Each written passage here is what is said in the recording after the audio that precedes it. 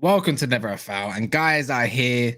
Sorry I'm late. This time it's on me. Daps ain't here. He'll be here in about like 20 minutes or something like that. But I apologize. This is the call-in show. This is Never a Foul. This is your boy Kas.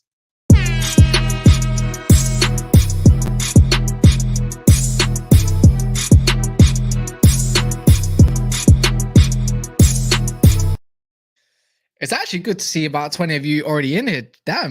Damn, you lot must like a call-in show, you know. But I'm gonna go through some of the comments soon.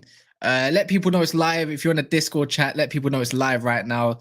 You're doing me a big favor. I've been rushing around. Obviously, I was just on a stream. I've been streaming all day. It's my fourth one today. So, but joining me today is another co-host of Never a Foul. He likes to talk kits. He's from Mane, and his name's maybe Double A. There you go. Did I do that right? Bro. Right? It was better than last time. It was better than last time. I'll give you that. It was all right this time. I'll give it right, solid 6 out of 5. You know, 6 out of 5. 6 out of better. Wait, 6 out of 5. 6 out of 5. No, hold on. Forgive me. No, I was gonna say 6.5 out of 10. I'll give you a 6.5 out of 10. I'll be generous, yeah. Being generous, cool. Love that. Anyways, don't let Daps hear this. I'm gonna go through some of the comments respectively, as we always do at the start of the show, where we just talk a little bit before we get cracking. And obviously, Siddharth he's quite late for him, so I'll let him come in first. The way it's gonna work, if you want the call-in show, if you are here, I'll explain it again and again for the next 5 minutes. Obviously, for people that are coming in, you have to be in our Discord chat. That's just the rules. I'm gonna post this link, the StreamYard link, into Discord chat, and people can select it and come in that way. And we are timing you for 3 minutes, and I'm not joking. Got 3 minutes, and time is up. There's a big buzzer, so big that. Bowley was in Barcelona. Yes, he was in Barcelona for Azpilicueta and Alonso. So that's where the whole De Jong thing's kind of blown out of proportion, in my opinion. Run up the likes. If you are in here, do run up the likes.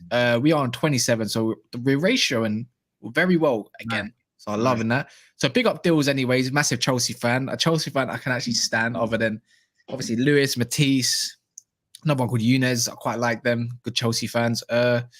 Something going on 100%. Yeah, we'll see. I'm not liking Todd Bowley being seen in the media, because when Roma was doing Dills, he was never seen. But you got to get used to the new regime. Big up Timo. Someone's saying he's got Ilias as well. Daps is late again. Yeah, he's quite late, but he's got a lot of things going on. Big up Kas and Daps, loving your hard work. But today we're joined by the lovely Double A. It's always nice to me. Yeah, man. It's nice to you guys, man. You're a fellow Red, mate. That's why. I mean? Yeah. Are you going to the first game against Brian? Yeah, season ticket. So I'll be there, mate. 100%. Wait, I'm getting a ticket, but if I can get earlier, can you get other tickets as well for people? I'm not too sure. You know, I have to have a look. I've not been. Do you know what? I've not been on there. I just pay it, and I try not to log on to the website anymore. To be fair, I hate United, mate. Do you know what I mean? Traps is hooking. Yeah. I've got my links. I've got Traps. He's someone with like 5 season tickets. Yeah. Oh, it's mad. So yeah, he said 100%. I'm definitely there against Brighton. I'm probably going to be there against Arsenal if I can as well. At Old Trafford. Hello everyone. Hit that like button. As Solo says, big up you. Solo, have I made you Yeah, you are. You're on that. You are on that. Here every stream. I'm so glad that you're an admin. Big up Solo. Stephen Duffy or Stefan. Let me know if I said that right. Stefan or Steve? I think it's Stephen. That's how one of my best friends' name is said it's Stephen. So that's how it's spelled. Guna's here as well as always. Leonard, clinical, obviously. Marie, always supporting, always in the comments after, even if we are finished. So I love that. And as Ilias says, if you want to get on, join the Discord. It's literally a click. Download it if you want to as well, because it's quick download. I've got something to say. I've been trying to join, for like 3 days. It is not allowing me to join. I'm fuming. What, are you doing it by your phone or your... On my phone? Yeah, Daps had issues with that as well. I'm not too sure. I was trying to do it on the website, and it just tells me to download the app. So I don't know what's going on. No, yeah, get the app. Get the app. Get the app. When I'm doing it through the app, and then it gets to like date of birth, and then it doesn't let you go past that for some stupid reason, which is annoying. Yeah, a big up moment. Obviously, neutral fan when it comes to the Prem. It was on with him yesterday. Very knowledgeable. That was a sick show. That was a very good show, and he's an Inter Milan fan. Mike G in the building as well. Jamie Pearson, I see you. Killer Red. Todd bounced from the restaurant when he found that Laporte forgot his own debit card. I have to say, Inter are my Italian team, so I hope he forgives me for wearing this classic Parma tonight, but it's just too nice not to wear. So, damn. apologies. All right, there we go. So, you know what? Before we get to the calling show, which I'm going to post a link in the next 5 minutes. So get ready for that one. In the next 5 minutes, talk to me. What's the latest and stuff? We ain't done transfers today. We ain't talking about it. But what's your whole thoughts on the De Jong to Chelsea thing? I think it's gas, I think it's like it's either one or two things. Either they are serious, or no, three things. It's either they are serious and they will go for him, and if they do go for him, they will get him because they don't mess about, and they'll probably pay what Barcelona want. And they're probably more of an attractive prospect than we are. Champions League football, blah blah blah.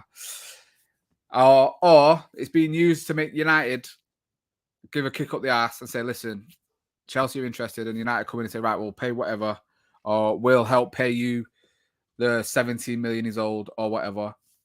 Or there's a potential third option where it's just United doing it. As in, like, because then they pull it off, and it's like, oh, we nicked him off Chelsea coming in last minute. We nick deals last minute. People don't do it to us, so make themselves look a little bit better because obviously the PR for the club ain't looking too good at the minute. But I mean, are you not just bored of it, Cass? You just want it over. I'm so bored. I'm very bored of it. Trust me. It's got to the point now where when we sign him, I won't even be bothered. I'm not even happy about it because it's like, why is it taking so long? Like, obviously, we were saying on Tuesday with Daps that, Barcelona are stalling so they can start their transfers out, blah, blah, blah. But it gets to a point where United have to just be the big club and say, listen, you've got to this day. If you don't do it, we'll go somewhere else. We've got other options. Tielemans there, Neves there. These players about we can get for a lot cheaper. So United just need to stand firm and not be messed around. But we've allowed that to happen, and we're in a situation now where if we don't get him, it's seen as a failure. So, but they've put themselves in that situation. So, I have no. Yeah, I've got no. Yeah, I haven't seen any Chelsea sources on. Timo says as well, like. I haven't seen no Chelsea sources. It's all coming out of Spain. It's just like Barcelona PR. It's kind of easy. It's like I think they're in their last legs now, personally, and that's pretty much it. I can't see much else with this whole De Jong thing. Like, honestly, it's a jar. They just got Sterling, and then all of a sudden they're going to go grab De Jong. Like, come on, man. Yeah. But I just can't smell it going. I feel like Man United are very relaxed on it. They owe De Jong money. James Ducker said it himself. The only thing holding this deal up is the money that they owe him. Is it like 17 or 13 million? Yes, 17 million, I think it was. Yeah, and then they've asked him to take 3.4 million euros and then leave the rest. Like, absolutely not. You're not screwing me out of 40 million. Are you mad? But last I heard, they're after that. Is it Nunez from Sporting? Yeah. I see that link. That would be a great addition to what they want to do. Time. So from go for that, then to go to De Jong. He already plays in a 3-4-3 at Sporting. So yeah. Do you know what I mean? Great player. But I think it's coincidence that the Barca links have come out today when they're there to speak about Azpilicueta and Alonso, like you said. So I think it's just maybe a rocket up the arse of United to say, what's this on Martinez? Guna, let me know about Martinez. I'm not too sure if I've seen anything. I'm trying to see. Let me know. Lisandro has chosen his career. See, but that's not the source I want to see. It's Mike Verwage that I want to be seeing that source coming from. Nobody else. That's the link to Ajax personally. But right now, guys, if you haven't, the Discord link is up here. Ilyas did post it. Let me get up here for people that do want to get in. Where is it? Ilyas, let me know where that link is. I can't find it all of a sudden. See, I can't find it. I'm trying to post the Discord link so people can join out, not in the Discord, so they can actually get on. Make sure you have a camera and just a little indiscretion. No dirty stuff, no drugs, none of that stuff. I'm just going to say that now. Ilyas, please, can you, somebody in here, please post the Discord link. Ilyas did before a little bit, but just before that, obviously, make sure you're smashing them likes, everyone. Help us grow. Help us get out there a little bit more. I have to say, the last few weeks, the community has been absolutely sick. Like, really pushing the shows. And you got to love it, when the comments are actually part of the show, not just Yeah, a lot of shows don't even go into the comments or whatever. But I think that's impossible sometimes, though. Oh, no, yeah, I get that, but I think a lot of the time, if you there's a couple of yous, one can check on the comments, and there's so many good opinions and good questions that, like I said, the show with me and Daps on a Tuesday, probably another 20 minutes, 30 minutes gets added on just because the comments are so lively and the chat's there, and it's all down to the community and the never a foul people that get involved, and we have to say a big thank you to you guys because it's absolutely sick, man. I love it. Yeah, it's just that's what we're trying. That's why we probably got a core people of like 32 right now, 10 minutes in. So it's quite big on that, guys. If you haven't smashed the like, get the likes going. 41 already. I want down 50. I can't lie. Pretty much there and then. Obviously, I see John in the back. Siddharth, I don't know if you're here or not, but I did say I'll get you on before you go to sleep because he's all the way in India. They're like 4 hours ahead. John, please do get so people can see you as well. Usman, I see you in the back as well. There's Sid Shahani. There he is. Yeah, so as soon as I see that your camera's on, I will put you in there. You have to have a camera. I'm sorry, but that is what I've been told that you. All right, so this is going to be our first guest coming on. He's a big Chelsea fan. He seems smiling already. Look at him. He knows what's coming, isn't it? So Sid, big up for you. First time, I think. Is it the first time or was it the second time? Second time. Second time now. Jeez, big up that, man. So second time on here. What would you like to say? What would you like to ask? The floor is yours. You got a good 3 minutes. And I know you're tired right now. It's like nearly 3 a.m. in India, right? 3:50. Wow. Man. Wow. Go on, take it. I just wanted to start with criticizing Barcelona because they are messing up the whole transfer window. They are messing up for everyone. The targets we are looking as Chelsea supporters, they are on for that, and the players are twerking for them. And also, the reporters are also twerking their side. Gerard Moreno managing Barca, they are all plotting the rumors there. So that for Frenkie de Jong, like we have 6 options for number 8 position. Now they are putting that we are in for Frenkie de Jong. Why the hell we would buy the guy? Because we have 6 options already here. Even though he is more talented than any one of them in their opinion, but I don't think so. We need them. I think it will be done for United side, but they are just trying to high the price so that they can pay the 17 million deferred fee to him, which is owed by Barcelona. Yeah. So there's a whole thing with obviously top. Before you do that, anyone that's saying angry rant man, all that stuff, because let's face it, you're only doing that because he's Indian, right? Next person that does that, you're getting banned. You understand? So don't do that. Yeah, leave it. And I'm not joking. You'll get banned. Not even a muted. I'll ban you from the whole thing. That's it. So guys, yeah, that's what we want. Anyways, so obviously we're seeing Todd go over to Barcelona, and but I've been seeing that literally because of Azpilicueta and also because of Marcos Alonso. No, I don't think so. It's for that, because if it's for them, they would come to us. It's like we are going there because we need something, and I think it's about Dest. We need him. Dest? Really? Serginho Dest, yes. Because he can cover both our wing-back positions. If we are going to play as a wing-back system or as a back four, he can cover both flanks there. So I think we need him because Tuchel was interested in him before the sanctions also. He was interested in him in January, where both our wing-backs were injured. So I think it is about him that we can have a swap deal for Marcos Alonso there, because Azpilicueta is going to leave for 3 million and we have respected him. First, it was rumored around 10 million, but we respected him as he has given us 10 years of good service and he's clearly a club legend. So we respected him, and I guess it's 2 million pounds or 3 million euros. Yeah. Might be giving Barcelona 10 years for that. Yeah, man, I've not seen them links, but yeah, that's a interesting one for Chelsea. So how do you find your transfer window going so far? Obviously, Lukaku's gone.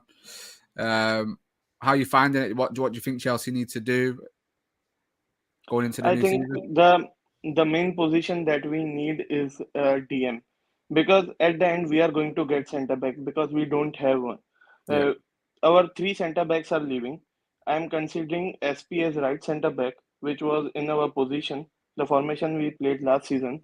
So 3 of our centre backs and Marcus Alonso. That's a lot of experience that is going outside of the club. So I think we are going to get at least 2 centre backs coming. But the problem is, who are they? If we are going for Ake, that means we are going to play with 3 centre back system. We are not going to back 4 because Ake plays for Holland in that left side centre back role, and we are just replacing Rudiger with him on that side. And I guess we are getting Kunde because Delete is. You reckon? You reckon you're getting him? I've not seen much reports on him lately. I just see Delete.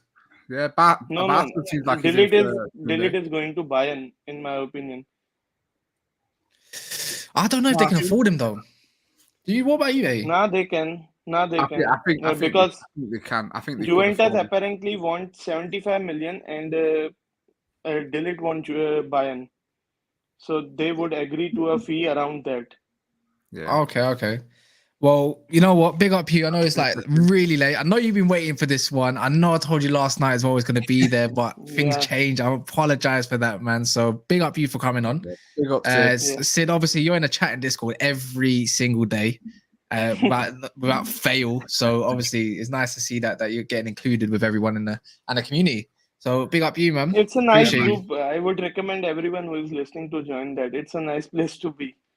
Oh, appreciate that, Sid. Nice one, appreciate mate. That, man. Nice one, man. Take care, pal. We'll probably speak to you again soon, yeah? Good night. Sleep well, pal. Nice, man. That was nice. Yeah, man. Great first caller. Informative. Letting us know what transfers we've not heard about. It's an interesting one for Chelsea, though. He didn't mention a striker, which was weird. I think. I haven't seen him linked with a striker though. That's another thing. I seen a Man United thing with that Brian Broby. As Jarvis has said in the thing. If anyone wants to get in, by the way, Discord is here. If you want to get into it, talk to me in AA, and Daps will be here very, very soon. But if he doesn't come, he doesn't need to come at the same time. 3 more likes till we hit 50. Can we get 50 before I bring in Usman? Yeah, get them. Can we do that? You see that guy? Is he grinding his beard? Usman, you grinding your beard? He's grinding his beard for Eid. He's grinding his beard for Eid. I see that. But yeah, 3 more likes away from 50. It doesn't matter what fan you are. Obviously, Eric's coming on. So obviously, big up Eric, Tottenham fan. But you got 3 minutes. Usman, get in there, boy. Evening. You're on mute. Is he on mute?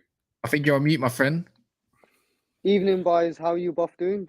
Evening, pal. Good, you? I'm good. Just looking forward to Eid. I'm looking forward to Barcelona just moving out the way for everyone. It's just a boring thing now. The road blocking, aren't they? The cop blocking everyone in a minute. So go on, Usman. Usman, first and foremost, before you get into it, let everyone know who you are, who you support, and what you're going to talk about, because I know you can talk for ages. You got 3 minutes, bro. You better get there quick. Well, I'm a Liverpool fan, so what I would like to talk about at the start is ask your opinion on Gomez signing a new contract. What's your opinion on it? For me, it's the fact that he signed up long term. There was a chance where Gerrard wanted him at Villa, but he's decided to stay. That means he's our long term centre back, and that means that Klopp's going to rotate the centre backs next season, and he's going to play Gomez more. And plus, he can play right back. So if we need him to play right back, he can play right back as well. So what are you saying? Gomez and Konate, the future basically of the Liverpool back line potentially? Yeah, because we've still got Trent there and we've got Tsimikas as well for left back. So our defensive side for the future is just our midfield. That's pretty much the issue. I think the team's now built around Salah now because he's signed a new contract. He's the main man now. Him and Van Dijk and Alisson. So everything's built around him for 3 years. All right, fair enough. Wait, you know what? Let me get this kind of thing going. Go on, keep talking. I'm just going to have to do something for some of these guys. United versus Liverpool in pre-season next week. Who are you most looking forward to on players' side? Youngsters, bro. I'm not joking. Not joking. Youngsters. I'm not really excited for nobody else personally. I like Garnacho. What about Double A? Who? What's Double A chatting? I'm looking forward to see where Donny fits into Ten Hag. The system, and I know that Kas said it the other day. He's looking forward to seeing a system, a style of play. That's definitely one thing I'm looking forward to. You think he's going to start? It's just interesting to see if he gets a chance. And My big thing is he's never been given 5 games in a row. So how can you call someone shit or good or suitable for the league if they've not been given at least 5 games? I think he's played no more than 3 games in a row. You can build no kind of form on that sort of momentum. You know, you need a bit longer than that for me. So I'm just interested to see.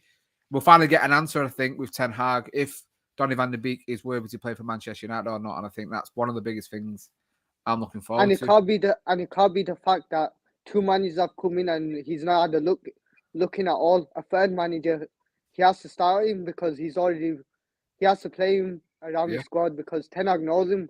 So he should thrive under Ten Hag as well. That's what we're hoping for, mate, because, you know, we know there's a player there. Like I say, he's just not been given a chance, unfortunately. So, you know, Ollie, for whatever reason, didn't want to pick him, had his favourites. And I think Ralph's hands were tied when he came in. No power. And I had to stick with the same tried and tested failures, unfortunately. And Donny, at the time, I think in the summer, he'd had that failed move to Everton. So I think it was just set up. I wouldn't say it was really that failed. To be fair, he was one of the better players. He was definitely one of the better players. Not the move there was failed, but obviously it was set up in the summer, wasn't it?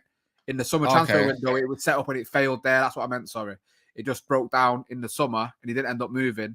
But I think it was already agreed that he would go in January, so it was probably already sorted, unfortunately. But listen, if he plays and he's not good enough, then United fans have to hold their hands up. But I think anyone saying he's not good enough now, you can't judge that, unfortunately. But we'll see. Yeah. And in my opinion, on the Liverpool side, I'm most looking forward to Carvalho and Calvin Ramsey. Them two are the two that I'm really looking forward to watching. Yeah. We heard a lot of good things about Carvalho, innit? He seems to be one that's getting a lot of attention, him and Harvey. I think he plays right wing next season, you know. Yeah. Yeah, unless they play a 10 system, I reckon he'll played quite a lot in a 10, to be fair. Him and Firmino might swap it around a little bit, but I'm not too sure. I'm kind of eager to see what Klopp goes with. I can't see him changing a 3 in the middle. I really can't. I think the only way he's going to change the formation is if it stops working and we can't score against low blocks. That was our issue last season. We're struggling against low blocks. Look at the Tottenham game. They had everyone man behind the ball and we were struggling to get through them. Hopefully now, since we've got Nunes, we've got a person that can actually score goals that's a killer up front and actual number 9 that we've not had for a couple of seasons as well. Or even under Klopp. Because he's had Origi, but he's never had a looking at all. Origi. Yeah. Okay, yeah. All right, but big up you, Usman. I know you want to talk a lot more. We'll see you a lot more. Big up, Usman. Might just get you in might just randomly invite you at some point anyways. You grind that beard though. I'm not actually growing the beard. It's just like I couldn't be bothered getting a haircut for Eid, so I was like, forget, I'm just gonna grow my beard out. So for Eid, you're meant to get your best outfit or look the best you can and everything, and all along with that. And you can't be bothered. I only got a haircut a week ago. So and I can't be bothered, man. You know when you get older, you can't be bothered getting a haircut. Eid's just a normal day now for me. Same old. Fair enough. Big up for having you on. Yeah, it's true. It's family time. Big up for having you on, man. Yo, cheers for coming on, man. Really appreciate you coming through, man. Have a good evening. Thanks. You too. Thanks, bye. Take care, pal.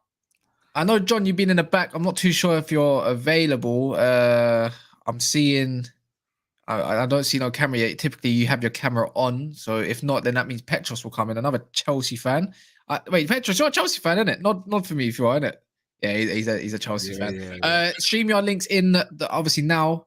Obviously, if people don't have it, I was sick. One sec. Let me have a little look at these before we get Petros in. I saw the thing with Lingard. Was it Jesse? Was it? Is it Jesse? Jay Lings. I saw that comment. He came for Usman, bro. So Ilyas had every right to block you for 5 minutes. It was me that did that. So it was you. So yeah, Lings, if you're gonna come for anyone, obviously me and Daps can handle your stuff, innit? We don't mind it, innit? But don't come for people that are coming on here that have not really been on camera a lot and are not as confident as the next person. Man. So anyone in the comments, tell him, anybody, to shut up and all that. Keep it respectful and keep it moving. Do you get what I mean? It's what's the point? You're all doing stuff on a keyboard. Do you understand? You're not seeing each other. What's the point? So yeah. I have fun. It's done. I know I got carried away, but I've been waiting for this guy, John. He's on his vape. He's a big Liverpool fan, another one, so double Liverpool. And he's got a retro one. You got a retro one? Retro. Oh damn! Oh wow! What year is that from? Fuck now you're asking me, Mr. Johnson. Eight, isn't it? Like 86 or something like that. 85, 86. See, I know 85, my stuff. 86. I know my stuff, guys. Come on, talking kit. You know what I'm saying? Shows your ages, then, innit? No, I just know my kit. Retro. Mate, I'm only 32, so I'm finished with my age. I just like retro stuff. Fair enough. Exactly. But yeah, man, big up you, John. Obviously, Liverpool fan. What would you like to talk today? And let everyone know, respectfully, how much you love Liverpool and hate United, because I know you're gonna do it. Because you always do it.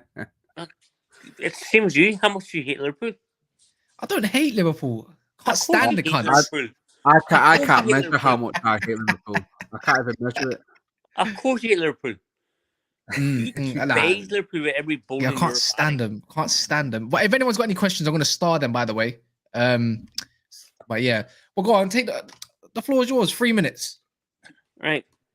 First of all, I actually feel sorry for Man United. Say again, sorry? I actually feel sorry for Man United. Genuinely feel sorry for you. You're getting the run around with De Jong. Barcelona's taking a piss out of these. I agree with that, but that's on Barcelona's end, man. But I think Man United, can't you agree? Like, you're not seeing a lot of reports coming out of Manchester, like Manchester United as a club right now with the De Jong thing. Do you reckon that Man United actually look quite relaxed, if anything? Like, they're not, I don't see anything on a panic from them. Right, okay, but if Man U years ago were been taking a piss out of, Man U would have walked away from the deal. Why are you still in the deal? What do you mean? That's back in the day, though. Is this the 3 minutes? Is this the 3 minutes you want to go? All right, let's go then. So, what you want to talk about Liverpool when you got done for what, 50 million or whatever the hell it was, 35 million for Andy Carroll back in them days? That was a dumb decision there. Stuart Downing. Let's talk about that. You got to take it for a ride for these players. Take it from someone that knows. Yeah, I know, but we're talking about history. We're not talking about history here, John. This is the now, bro. I get it. Man United used to be that, but we're not that right now. Man U back in the day would have walked away from that deal. Man U would never allow a club to take a piss at them. This is what I was saying. Like, you need to be the big club and say, listen, you got a deadline for this day. If it's not sorted, then we move on to Man U's still going in. No, please, can we up there? Please. The problem is, John, United never have a plan B or a plan C, so they throw all the eggs in one basket because this is the guy that Ten Hag won. Money to having get a plan A. Well, yeah, there's that as well. So yeah, this is the problem. We had the last 4 days. But 2 months it's been now. Ronaldo, who loves Man United so much, had not showed up in training the last 4 days. Yeah, but I've been discussing as well. He could, yeah. But you got to remember, you can't do that because you got to remember, one of his obviously children passed away not too long ago. Yeah, and apparently, yes, but that was. He's got a twin, but he's got a twin. I fully respect that, and I hope to God him and his family are okay and dealing with that. Because I know how it feels as a parent. I know how it feels. Yeah. So that there, I fully respect. But isn't that a bit of a coincidence that he wants to leave the club and has shoot up in 4 days? Well, yesterday everyone had a day off and he got prolonged. Actually, Man United extended his leave a couple of days ago, regardless. So he didn't show up. We actually gave him the leave. Apparently, he wants you back to today. Due to family issues? He wants you back to today anyway. They gave him extended leave. Don't you think Man United would have fined him if he didn't show up the train and was disrespecting it? And that didn't come out. Money, you're not going to fine Cristiano Ronaldo. It doesn't matter. If he was to leave, though, Azza, what do you think? If he leaves anyways, if you're looking at the media reports, it seems like they're trying to paint him as a bad guy anyway. He wants to leave, his money, blah, blah, blah. I guarantee if he hadn't shown up for training or if he'd missed training, there would be something leaked out into the press. I guarantee it, because United would spin it where they're not the bad guys and they would focus it all on Ronaldo. So the fact there's nothing leads me to believe that he's actually wasn't due back. And well, this is what I've been led to believe. He wasn't due back until today anyway. So but Ronaldo, man, you don't have any backbone these days. Oh no, not at all. The soft. They get run over by every single the player power in that club is right. Rampant. So what makes you think they would feign Ronaldo for not turning training? Well, not necessarily fine him, but they would definitely leak that he's not turned up. I don't think so. Definitely leak that. I don't think so. There's no backbone at all. I think they would. They try and spin the PR positively in their favor every single time. That's why. But go on, John. But The links to Ronaldo in Chelsea growing stronger. Do you see it happen? If he goes, his legacy's tarnished for me, right? Go somewhere else, I don't mind. So if he wants to do that, fine, I don't mind. But then it's just dead to me. But at the end of the day, at the end of the day, he's not bigger than the club. If he wants to go and he wants to go to Chelsea, then you've ruined everything you've done for a little bit of Champions League football, because it might not even go right at Chelsea. But at the same time, if he goes there and goes somewhere else because lack of ambition, then fair enough. Can't blame him. Good luck to you, mate. But you're not Manchester United. You're Cristiano Ronaldo, and you got a couple years left, and you want to make the most of it. Fair enough. That's like Steven Gerrard joining Chelsea. You can't let that happen. Yeah, you can't. I don't know. I don't think. Imagine it was a bit like, obviously got Petros to come in a sec. It's pretty much like when your beloved Steven Gerrard wanted to leave for Chelsea. Imagine that happening. That ruined the legacy. That's my point. That ruined the whole legacy. But it's just. But that's what I'm saying. It's up to him at the end of the day. So, by the way, someone said, "Is that an Irish accent or Scouse?" Come on, that's an Irish accent. Come on, come on. I know Liverpool's fully Irish people, but I think there's a big difference between Scouts and Irish. Just a little bit. But personally, I don't see Ronaldo going. I just can't see it. He might leave United, but I can't see him going to Chelsea. I don't think United would let that happen. I think he'd rather just wait it out.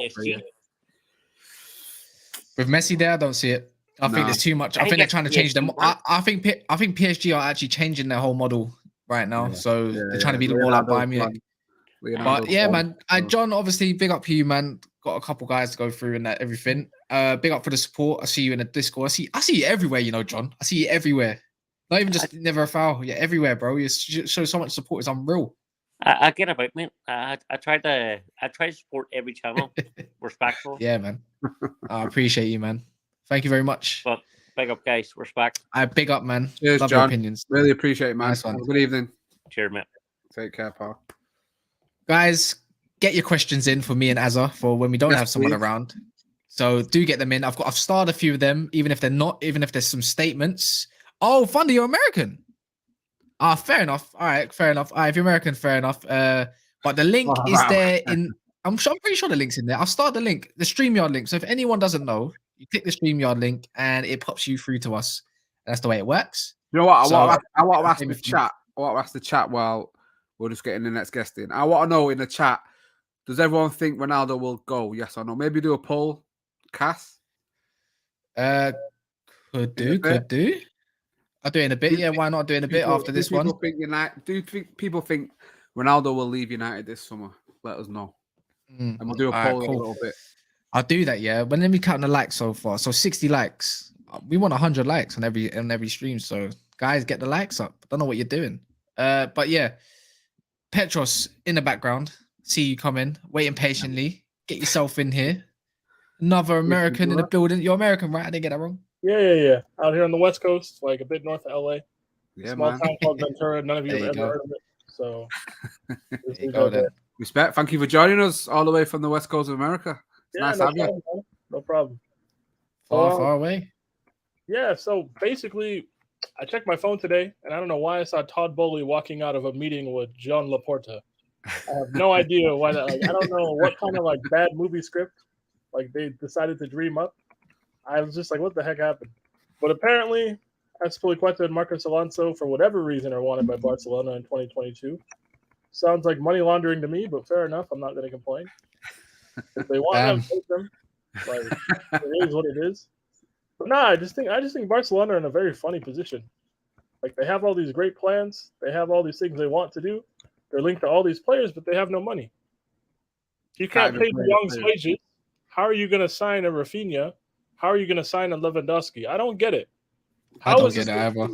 But like, surely La Liga won't let Barca go under, right?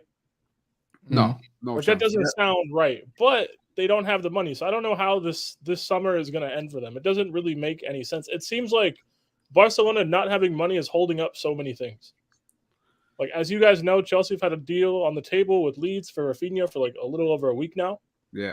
And Rafinha wants to go to Barca, which is fair enough. If I was Brazilian and I grew up watching Ronaldinho, I'm not going to play football in rain-soaked London in my mid-20s if I don't have to. Like, I get it, right? Chelsea's cool, but if I'm Brazilian, I'm going to Spain. But if they don't have money, they can't buy him. You know, like, I get it. De Jong wants to stay there, but if they can't pay you, then like, what are we doing here? Yeah. Or like, Well, Lewandowski wants to go to Barca. They can't buy you. According to Bayern, they said they might not even exist in a couple years. They don't believe they'll exist in a couple years at that. With the amount of debt, what they got like a bit? What's the debt? Like $1 billion? It's Like it doesn't. I don't even know what the debt is, but like they can't solve the problems for today to even get to the point where they're worrying about tomorrow. I don't know what the resolution is for the summer is going to be. I don't know if they lose De Jong, if they don't get a Lewandowski, if they can't get a Rafinha, or if they just sign everybody somehow and pull money from nowhere. I just don't understand what the resolution is going to be here. Because I would love Rafinha. The fact that we're not his first choice, that doesn't bother me. I don't care. Let's be honest, guys. People probably, the idea of Chelsea is cool to a lot of people, but if you're Brazilian, if you're South American, right, you look at Barcelona and Real Madrid, that's a lot closer to like your footballing dreams and aspirations than some random football club in London. Like it might sound different because I think you guys are UK based and like you grow up hearing about how Manchester United is a great football club and everybody dreams of Man United. Trust me, guys, that's not really how it goes. There's Barca, Madrid, then like United are behind them, fair enough. But you probably have like Bayern somewhere down here, like in like the footballing pyramid. Chelsea are probably 8th, 9th. Like we're always gonna lose our players to Barca, Madrid. That's just how it is. That's how, regardless of how good or how shit they are. We just lost a player for free to Barca. And I think location helps them so much. The sunny Spain. Yeah, big time. 100%. You switch the weather between England and Spain, and they would struggle for players. Oh, 100%. Oh, 100%. If you really care about your perception, right, as a football player, why not go to the Premier League, deal with the shitty weather for a few years, and like shell it, right? But you can live in warm. Like we lost Courtois because he wanted to go be with his family, essentially. Yeah, he went on strike to go be closer to his kids. Rudiger ran his contract down to go to Madrid. Christensen ran his contract down to go to Barca. You know, it's like that kind of stuff is just always going to happen. And it sucks because I feel like clubs like United to an extent and Barca and Madrid are never truly punished for their shortcomings. They're almost like too big to fail in a way, even though United try their fucking best, right? Like, you know, like you guys really try, but like just no matter what happens, there's too much cachet and there's too much clout for like certain clubs. So I don't know what Barca are gonna do. Yeah, they need to figure that out. Because I would love to unveil Rafinha and Sterling at the same time, but if he wants to go there, fair enough, go, whatever, like we'll be okay. But it's just weird. Like I've never seen, I can't remember, and like maybe you guys can, I can't remember an elite level club in such a bad financial state that's like affecting the rest of a transfer window across the continent. This is unprecedented. Crazy, I've never seen this before, and you know, like I said, the road blocking, the cop blocking, everything boils down to them. What I think once their moves get sanctioned, you start to see that merry-go-round players moving here, there, and everywhere. But I've never seen this before, and yeah, like you say, they won't get punished for it. They'll get bailed out. But the fact, like you say, they can go without paying the players who voluntarily helped the club out during COVID, taking pay cuts and not taking bonuses. They can't even pay them players, yet they're looking to bring in 4, 5, 6 players in. It's a strange situation, and one I doubt we'll ever see again because it shouldn't be allowed to happen, should it? It shouldn't. Something in football like that shouldn't really be allowed to happen. Just like how does it get that bad, right? Like why, as a league, who Javier Tebas, I think, was president of La Liga at the time. I don't know if he still is, but like, how do you let one of the pinnacles of your league get that financially ruined? Like, surely you can only push the bills down the road for so long. You're going to have to pay something sometime.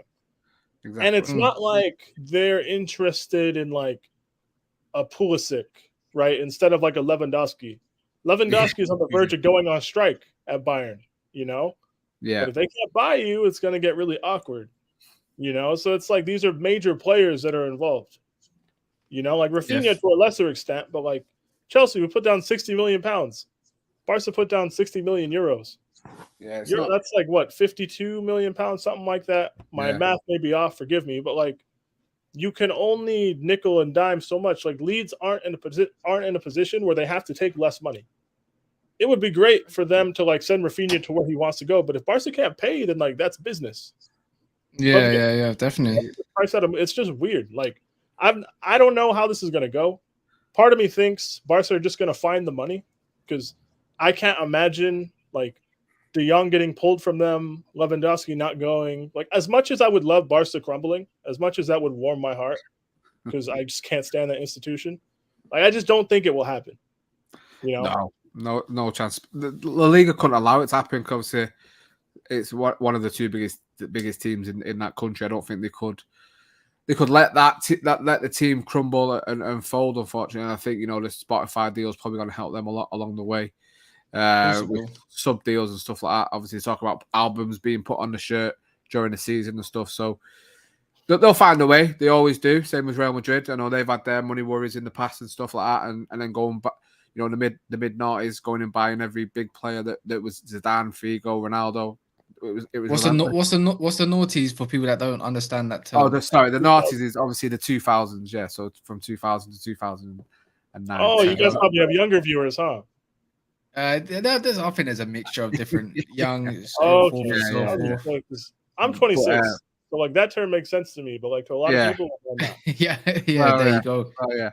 But yeah, I think at the end of the day they'll get out of it. But it is a soap opera. It's a different soap opera because United fans are used to watching the soap opera that is involved in our club. So it's nice to see another big club going through some struggles, and we can laugh at them rather than everyone laughing at us. But it will be interesting too serious. Where we go.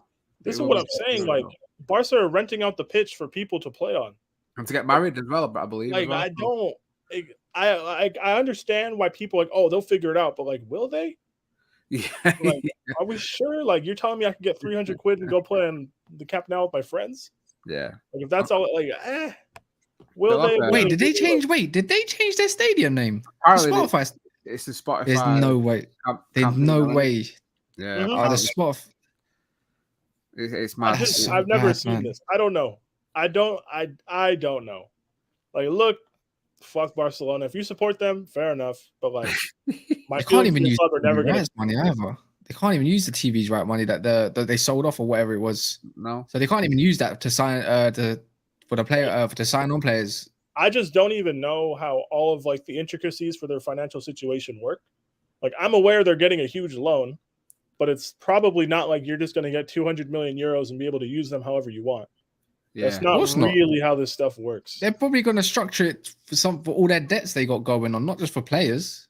So how they're going to keep it going? What's the point of loaning something if they're not going to make their money back? I just don't. I'd never seen this. I don't know. See, like, there's just so many things. What is this? What is this? How does this club run like this? How is this allowed? Well, when I was seeing, did you not see something like I'll big up Suits, by the way, with the graphics that popped out of nowhere. But like I saw was it Griezmann that was on like 800k a week or something like that. I'm like, what are you doing just to get Griezmann out of all people? Yeah. There's so many. What does that tell you about the scouts of Barcelona? All I see is that they just been relying on La Masia, the academy, for so long, and it's just not worked. Look what they did to Messi. They broke him down, had him crying on TV and all sorts. Shameless, absolutely shameless. And they're kind of my second team as well, but it's hard to support a team when they act the way they do. It's they're the team I like most in Italy. But it's hard enough to support United the way they're going at the moment. So to have it on two teams, it's not great, is it? But I don't see how it can continue. Someone has to step in, but UEFA are just as bad, aren't they? They're not going to do anything. FIFA probably won't do anything, and like I said, they'll manage to dig their way out of it and carry on the way they're going. But I mean, if it wasn't Barcelona, it was another team, they probably won't be able to. So, we'll see. We'll see what happens in the summer. I pick up you, Petros, anyways, man. Obviously, a lot more time than the ones before, but yeah. Yeah, big up, man. Thank you for joining us. Good stuff. Always a pleasure. Yeah. Enjoy the rest of your day, pal. Yeah. Take care. You know what's funny, as there's actually no one in the background right now. So guys, if you don't want to have your phone in, then we're gonna just turn this into a Q&A. As simple as that. It's that easy. So get your questions in while we wait for anybody that wants to join. It's all in there. Make sure you're liking the video and make sure you're subscribing so you can comment. Make an account, make a Discord account. It's not actually that hard, guys. 73. Obviously, there is. Oh, we got one in the background. Obviously, if anyone knows him, he was here before. So yeah, man, Hudson or Eric, shall I say, he's a big Tottenham fan. So people be respectful. That's all I'm gonna say. Big up you, Eric, man. Can't really see you too much. Big up. Yeah, so we can't see me because it's been raining down my side. No worries, pal. No worries. Here, There we go. here, everyone. You can see me now? Yeah, I can see you. Yeah. Evening, Eric. You okay? Yes, I'm good. Good. What would you like to talk about today, man? I know you're a big Tottenham fan. Obviously, lots of stuff with Conte, Jed Spence. Yeah, Richarlison. You must be excited.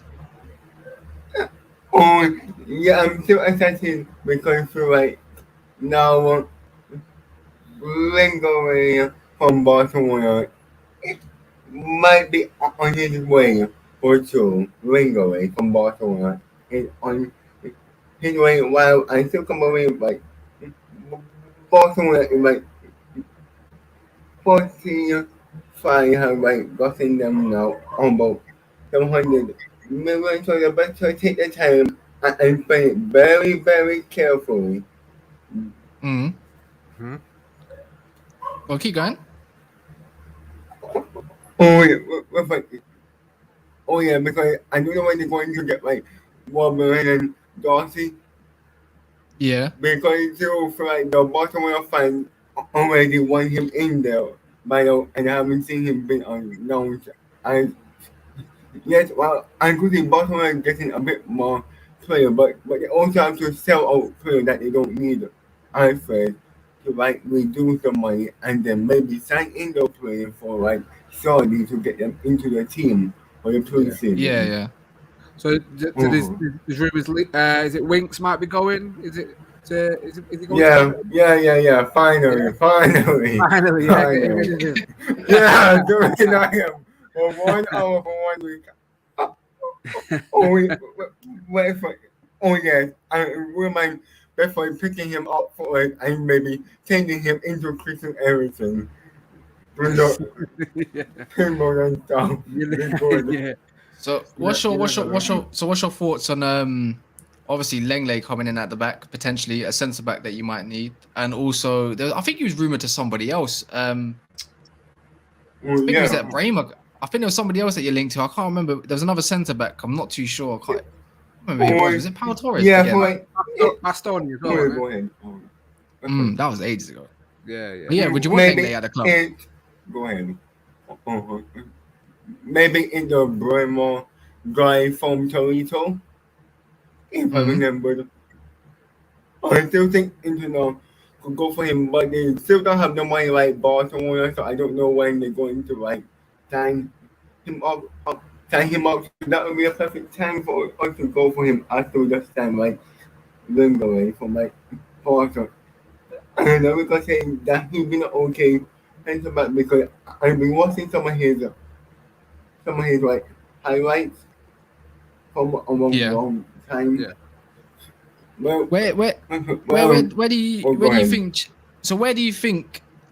So with Conte and everything, and your whole new squad, and probably a couple more players coming in, where do you think Spurs are going to finish? And also, do you reckon you're going to win a trophy next season?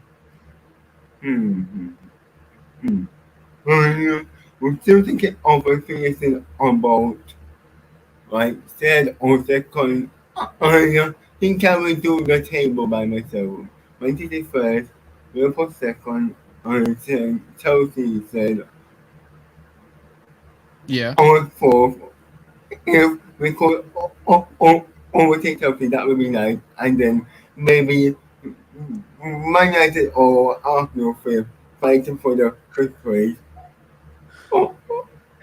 Maybe until Man United might need to get that rebuild done whenever. Okay, yeah. So do you reckon you're going to win a trophy though? Oh yeah, I could see us winning the first what is called the Carabao Cup? FA Cup? Carabao Cup. Yeah. The Carabao Cup or the FA Cup. It could be one of them. Any of them will Okay. do for you, won't it? That first trophy on the Conte would be nice for you, wouldn't it, Eric? Yeah. Yeah, but yeah, but we have been like good because it's like the only one trophy that they won a long time ago. It was. A very long time ago. You are right. Because this is when you like look at Chelsea cabinet on your Man United cabinet, Cass. Yeah. Fair enough. I big up you, Eric, man. Love you for coming on, man. Thank you for joining us. Have a good evening, pal. Okay. On you too. Yeah, take care, mate. Big up, Nice. Eric, man. Obviously, that was Eric. Obviously, people be respectful as always. We've got two more. We've got Dills in the back, Chelsea fan, and obviously Clinical. Oh, we got a first Man City fan coming in. A little encyclopedia at the back right there. So I'm gonna bring Dills in first because he was in first, to be fair. So on that note, bring him into the stream without a camera though. I wonder why. I'm gonna bring on a camera soon. Still soon. What's soon? Huh? When soon? Soon I'll bring a camera on. Soon. But are you listening? I'm listening, man. The floor is yours, bro. Obviously, I'm excited about Sterling coming. I feel that when he comes to Chelsea, he will thrive under Tuchel. I feel that Tuchel would play him on the left side. I reckon we're gonna change up the formation. I reckon Tuchel's going with a three at the front. Do you think? Yeah. Yeah, I reckon three at the front. I reckon he's playing with a back four this time. I don't think Thiago Silva can handle that at the back four though. No, but he's gonna change it up. This is what he would do. He would change it up. I reckon. I reckon we'll get De Ligt in. I reckon De Ligt will come. I reckon Jorginho could be going. I reckon. Do you reckon? I don't know. I don't know if you. It depends if you get another midfielder in. You have to get the midfielder in, or does the midfielder have to go out first before he comes? I reckon there's talks going with Juventus because Juventus want Jorginho. I can imagine it, but wouldn't Jorginho be a bit too close to Locatelli? In terms of Comp was there as well. Kind of. Still, kind of. What are they trying to do? Remember who was it back in the day? You had Pirlo, you had a Marquisio and Pogba. Is that what they're trying to recreate? Yeah, they're trying to. Yeah, Juventus are trying to recreate something because they're getting Pogba in as well. Remember? They already got him in. Yeah. Okay, that makes sense. They're trying to go back to Allegri, trying to go back to old school. Yeah. Wow. Yeah, that's what I think. That's what I think is going to happen. But with Tuchel, I'm very confident with Tuchel. I feel that us Chelsea fans have to be patient because we're not on Man City and Liverpool's level yet. You know what I'm saying? Who is? Yeah. But do you reckon the whole new ownership? You reckon you might do what Man United have done in the past and bought loads of stars and it just doesn't work well, or do you reckon he's actually just? I don't know. Like I'm thinking of like who suits what style kind of thing, and you're just buying names at this point rather than players that would suit the system. We're buying names. Because I reckon it's Todd Bowley's era's time to shine at first. That's what I reckon. At first time, his first time is coming in. I reckon it's time to shine and get the players in that what Tuchel wants. Okay, yeah. Okay. So big question, Deals. Ronaldo, yes or no? What do you say? No, because this is the reason why I would say this, because he's gonna come into Chelsea and he's gonna want everything to be about him. Whereas do you reckon that's true, you lot? Yeah, because it's the same with United. He wants to be the main man. He still believes he can do it at that age. Yeah. Of course, it's Cristiano Ronaldo. He's gonna think wherever I go, I need to be the main man. 100%. But you lot was doing well. You lot was doing well before he came in. Nah, that's a false position that second, mate. Because you nearly caught us at the end of that season. Liverpool nearly caught us. It was a false position, man. If you had Tuchel from the start of that season, you won the Champions League, you'd have come above us. Yeah, so that second for me is a false position. Yeah, but we could talk about Ronaldo all night at United. I just wonder how he would fit in if he did come to you. Do you think he'd be well received, or Is it more a case of getting one over United? Well, most of the fans I've spoken to, at the moment, they're saying, some of them are saying yes, and some of them are saying no. Mm. So because some of them are saying that if he comes in, he's gonna come in with big ego, and the big obviously with the big wages. And I do rate Ronaldo. He will come in, he will definitely score goals, but it's just that he will come in and I just think he'll ruin the harmony what's going on. Yeah. Okay. Yeah. So that's a big question for you from Jarvis. Deals. Would you swap Kante for Ronaldo? No. Okay. No, one more. no. I got one more from Ilyas. Before you go, is Mount generational? Mount is he generational talent? Listen. Mount is a number 10. He's not a winger. So if anyone to say that he's a winger, because Tuchel's been playing him in the winger side, haven't he? I've been seeing him on the winger side, and for England, he don't work like that on the wing side, because Southgate's put him there in the Euros. Remember? Yeah. So what I'm saying is he generational talent though? No, Man, not yet. Not yet. But you can't. You can't be not yet. You have a generational weapon when you're young enough, bro. But no. But he's a good assister. So I reckon he's better than Saka, and I reckon he's better than all the younger names at the moment. He's better than Foden for 100%. Oh, no, he's not better than Foden, bro. He's not better. Yes, he is. Foden is generational. Yes, he is. Generational. Oh, listen. No.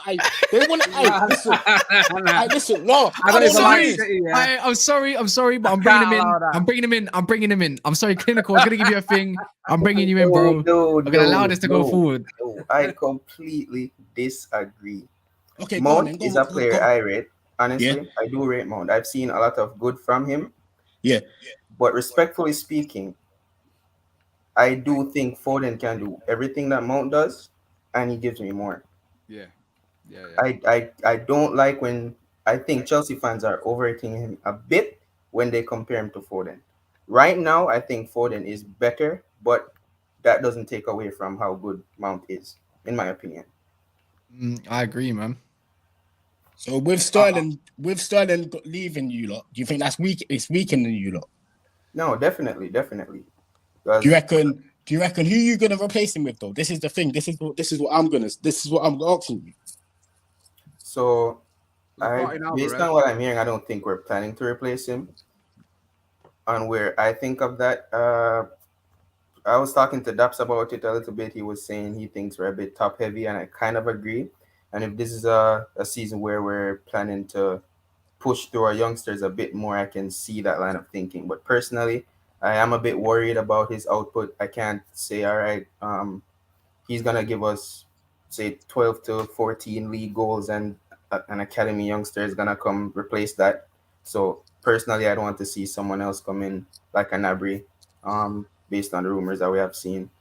To come in and at least some of those numbers, give me 10 Cole Palmer might be someone that could be an understudy in that team as well. Do you think we need a striker with Sterling? Yes, especially if you're going to get Sterling. This is the thing. If you guys are going to get Ronaldo, this is why I think Sterling works. It's not just about having a striker.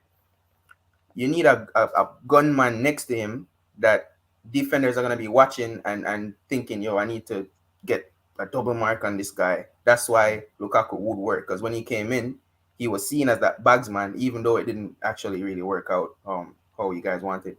But he came in with that impact, and if you have Ronaldo there, where defenders are going to be like, yo, this guy is clinical, he's going to finish his chances, we want to pay attention to this guy, that's when Sterling's going to get his space. That's when he's going to be able to beat his man one-on-one and get into space behind him, because Ronaldo is making those runs, taking those defenders away from him. So Havertz, I don't think it's going to work. I personally think Sterling would flop if you guys keep Havertz as your main striker. Obviously, that could be wrong. I mean, I don't know everything, but that's just my opinion. And I think you guys do need a striker, bro. Okay.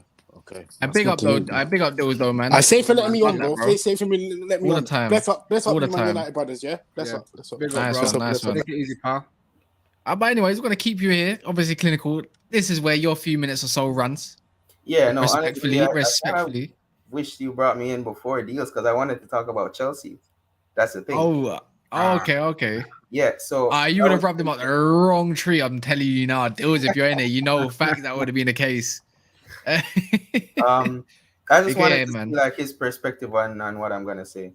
But he can. There might be a couple more Chelsea fans in here. Dave, are you a Chelsea fan by any chance in the back? I'm pretty sure Dave Dassey might be a Chelsea fan. I'm so convinced. But guys, if you are here, smash a like. This is good content, all for free at this time of night, just for you guys, man. And obviously, every like helps. And if you want to jump in. 82 likes and counting. Daps will probably be here any second. He said about 11:30 to me. But long story short, though, floor's yours. I've got a question for you before you do that. Where is it? I think Eric. Just want to touch up Gnabry to City. What's your thoughts on that? All right. Before I answer that, let me just apologize for my manners. Big up Kas, big up AA. Enough respect for you guys. Enough respect always.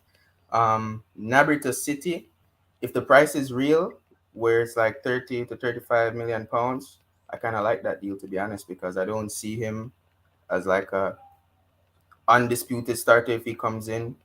I think in our team, if you're gonna come in at Gnabry's level, you can understand him being a rotational player. Mars is a player that gets rotated in our team on the wings. Yeah. Sterling gets rotated from time to time. He doesn't start week in, week out, even though he does start more games than Mars would. But Gnabry is a player that I feel like could be implemented into our team, and still it wouldn't be like a case of, okay, there's no way our youngsters are going to get minutes to show what they can do now. So I'm all right with bringing in Gnabry based on the options we have now. I like Nkunku, but we're not. My word! Especially not this summer. I'd hate it. I would hate it. And it's not a new deal, though. And Sterling, so he would bag his chances better. I think he can also create. So yeah, I feel like it would be a good move. Yeah, I think so. I say he signed a new deal just because obviously that ramps up the price. Anyone coming in if he's signed a new deal. I think next season his release clause will be 60 million euros. So that's I don't think we aren't going to replace Sterling then potentially. But Nkunku apparently has been flirting with PSG, but he wants to go back to France for that kind of stuff as well. Dills, who's just in it, says Haaland, Alvarez, Cucurella, Phillips. How much do you rate your window with them buys? So if we keep Bernardo and we keep Sterling 10, well, Sterling's gone, so 9.5 in my opinion. I do think we'll keep Bernardo.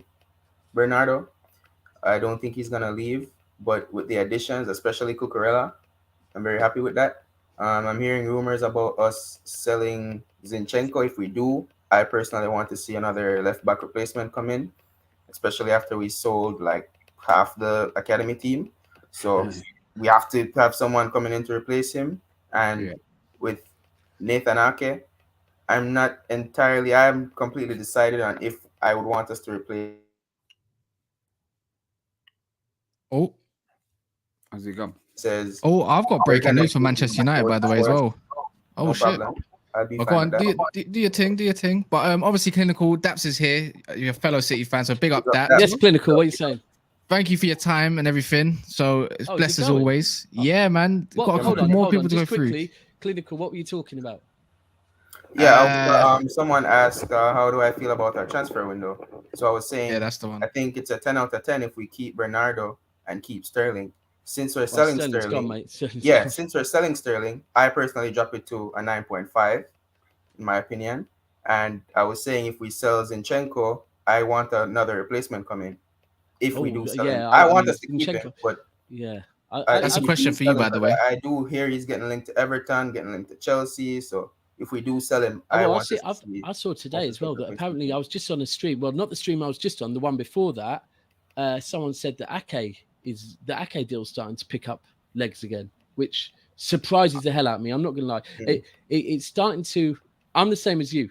I was saying as long as we keep Bernardo 10 out of 10 window, especially with the youngers going. If Ake goes, Sterling, and we have to be clear with the Sterling one, right? The more you think about it, we're selling him to a team that, forget the Premier League, we're selling him to a team that has history in the Champions League, and we have history within the Champions League and has beat us in the Champions League. So, I mean, look, we have to have faith in Pep. He's being sold because Pep don't want him, ultimately. So he must have a plan. But it is quite a few. It's starting to get to. If we sold Zinchenko, Sterling, and Ake, and don't go back into the transfer window, our squad's smaller than it was last season. Yeah, and I especially don't see Pep doing that after we had so many defensive calamities close to the end of the season. Definitely not. I think he would replace them, but I think he'd be more reluctant to sell them in the first place, considering we'd be changing too much in our defensive structure, and we always talk about how chemistry is important. Yeah, man. With the Ake deal, I don't think it makes much sense from our perspective to sell him unless we're getting a profit on him. Otherwise, what's the point? We're going into that transfer window right now. Why, for the same price that we paid for him after we brought him in and improved him, I don't see any reason for that. So I think and the deal will get done if they give us like 50, maybe 45, some add-ons. But less than that, no, I don't see it happening at all. No. Anyway, Clinical, we need to catch up. We need to do it. Next show I need to get you on 100%. Yeah, man, no problem. Next City show. So grab it Imran as well. Yeah, grab Imran and that, yeah. Oh, yeah, 100% Imran. Yeah, 100%. Imran and what's his name? You know him. You saw him abroad. Mason. Love that guy, man.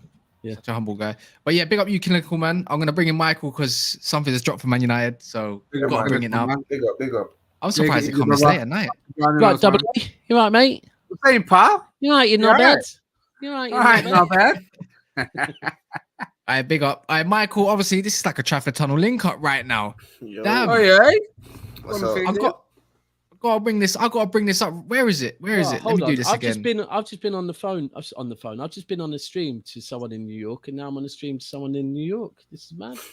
Oh, you right, mate? You right, you're not bad? Not bad. So, basically, can everyone see this?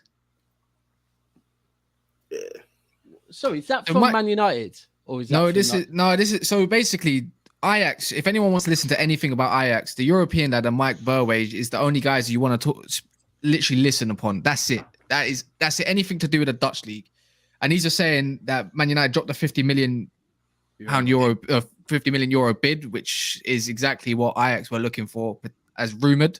So. Obviously, Mike, so I'm just going to drop you there. Obviously, right here, right now. What are you thinking about this? Does it make you happy? I actually predicted this was going to happen on Friday. I was on the street. He was on the street, Saeed, earlier. And I was saying, I can think we're going to go in for Alessandro this week, but I don't think we see anything about him till next week. Well, I finally got something, right? I think the deal's going to get done like by tomorrow. I think United are going to try to get him in as soon as possible so he can fly out with us to preseason. Plus, the new kid's dropping tomorrow as well. So they're going to try to do something with that maybe. But yeah, like you said, that price is exactly what they wanted, the 50 million euros, obviously including bonuses. So I think it's like probably like 40 to 45 mil and then add-ons, obviously. Do you know what's not included, though? Likes, guys. Guys, over 80 guys in here, bro. What's going on? The ratio is doing so well. No, it's 84 likes. I'm seeing about 82 people. It's been around 80 likes for a minute. Take your time. Don't take too much time and just make sure that little thumb is lit grey. Otherwise, Daps has got to bring his daughter in here and tell you guys what to do. She's sleeping, bro. Oh yeah, I forgot it's like 11:40. So tomorrow then, next call-in show maybe. Bless her. So what is this? What is this news? Is this news or is this cast news on Man United? No, don't do that. We do transfer shows. No, this is actually Man United news. This is actually reliable. The most reliable when it comes to the Dutch league, as I was explaining. I can imagine it's come out 11:30 at night, so I can imagine it's really what who's dropping music? What who's dropping Mike music? Voage. What's he been doing? Sleeping all day. He lives in Holland, Mate, not Australia. They don't stop when it comes to news. You see Fabrizio dropping news at 3 a.m. in the morning. Hold on, you think Man United's board's working past 5 o'clock? You having a laugh? I reckon he's probably only just found. It could have happened earlier, and he's just found out about that. He's just dropped an actual so he's been bid. sleeping then. Fair enough. He gets news when he gets news. You can't. Yeah, literally. It's just literally. I get it. Well, your board don't work business hours, let alone. This is. You know what this smells like? This is just smelling like he just doesn't want us to get business done. No, you're not hating. No, all right, let's call it that. You know what? I would have actually gone with more. I would have thought. We all know. Well, I think from what I've been hearing, again, I haven't seen anything. It's just from people telling me on streams that Bowley's been over in Barcelona. Apparently for a loan. Apparently Barcelona won a loan off him. Well, listen, he's been over there. Whatever it is, I mean, I like the story. I actually like the story that he's got pissed off with Barcelona just taking too long and just going, do you know what? Let me just go and speak to. I like that story because I'm pissed off with Barcelona as well. So I like that the whole thing. What football world is. I like that someone's just gone over there and said, man to man, fix the fuck up. Like, stop holding up the whole world, right, with your no money. Yeah, man. And that's what I like. And so we can all get things moving again. That is what I would like. But yeah, and I was thinking maybe off the back of that, they've gone, yeah, like De Jong, go. And then, but no, it's another bit of, is it something about, who's this about? De Jong? Is that De Jong? No, Martinez. Oh, Martinez, right, okay. Yeah. Another one that's dragging his heels. Well, I mean, typical United, isn't it? But yeah, Mike's, man. Spit your crap, man. I want to swear. I was gonna come on and just cuss Laporta because that guy's pissing me off. Because I was at work this morning. But I was at work this morning. I was at work this morning and I was like doing my work and I got the notification about this Chelsea thing. I'm like, at first I didn't believe it, but I feel like Chelsea are so desperate right now because it's Todd Bowley. The only way they know how to do transfers these days is the hijacking. This guy doesn't have a transfer target. He just goes on Twitter. He sees United linked with the young. Oh, let me go get him. He sees Arsenal and Spurs linked with Richarlison. Let me try to go get him. Oh, Arsenal want Rafinha. Let me try and go get him too. But do you think we can get someone to be interested in Maguire? See if we'll go for him as well. You might have to do that. You might have to pick up a room. Frank Lampard might have to come in and like do something over there. But who knows? But yeah, I was like, but then I'm thinking there's probably some truth to it because like he's also the director of football for Chelsea, so he's involved with everything. So he's basically funding his own transfers in a way because since he's a DOF. So I'm like, this guy's very desperate. He wants to make a for people. Wait, I've got to hold you there. For people that do not know what the abbreviated DOF is, would you like to explain to them in the comments? Oh, director of football. There you go. So they're the ones making all the like decisions in terms of like recruitment and everything.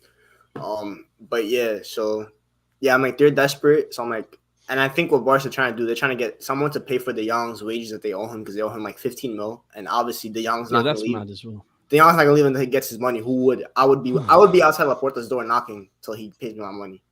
Chelsea will end up paying it probably. That's the thing. That's what I'm scared of. It's like Chelsea will pay 15 to 17 mil, and I'm like, that swap deal is nonsense. So, because what's Alonso and Azpilicueta worth? Like 5 mil combined. 5 mil, yeah. Look, I'm still shocked that we're not seeing more on De Jong being offered in a Bernardo Silva swap. I'm still surprised we haven't seen more of that. Apparently, though, according to Mel Sport, not so reliable anyways. Actually, I've got to see what journalist from Mel Sport said it first and foremost. Apparently, he was over there talking about Memphis Depay. Bro, yes, right, please. I nearly said that on the last stream I was on. Yes, please. What number does Depay wear? 9 or 9. What numbers? Sorry, Dills. What number's free at Chelsea? 9. I just got this feeling. Depay. I read about a week ago that Depay's future, and it wasn't actually linking him with anyone. And I started linking him with United just because I thought he's Dutch. He's been there before. It makes sense. But I was on a show earlier talking about Raheem and saying I'm still like I was rating Raheem's signing as I think a 7 out of 10. I said if you get a 9, I could give it a 9 out of 10. But without a 9, I'm giving it 9 more lakhs to 100. Carry on. 9's the magic words, but like if you get a number 9, then you might be able to get a 300 grand a week sterling. If you don't get a number 9, you can get more like a 200 grand a week sterling. And Depay just popped in my head because I was trying to think who's out there, and then because they were over speaking with Barca, I thought, they want to sell him as well. You wouldn't, would you say Depay's not? I mean, he's not a. He's been playing there for quite a long time now. Since Lyon, he went up there. He's doing it for Barcelona until Aubameyang came. Sometimes got the play on the left, but I don't think he prefers it there anymore. So, and it's not one of those things. Imagine they did get Sterling go on the right. The play can go on the left at times if needed, but you wouldn't see it happening. But he's there to be a 9. But asking 3 Man United fans, I've got my opinion on Depay. I didn't think he was good at your club. I think when he left and where'd he go? He went to Lyon. And all right, he was okay at Lyon, and then he got hyped again. And I thought, listen, he's played in the Premier League with Man United, right? And this wasn't Man United at their worst when he was there, probably, yeah. And he wasn't all that, right? He's gone Lyon, And I'm sorry, but it's like when a couple of Arsenal players have gone on loan back to the French league, and then Arsenal fans are hyping them. It's like, it's the French league, bro. I hate to say it. I'm not saying this league is dog shit. But it's different. He's gone to Barcelona and he hasn't really done much, has he? I think if he came back to the Premier League, he'd be a flop again. Apparently, according to Dills, Bodie said that agreement's done today with Barca. I'm going to say that's who? But who though exactly? I think it's Alonso. Alonso's definitely done. It's definitely and done.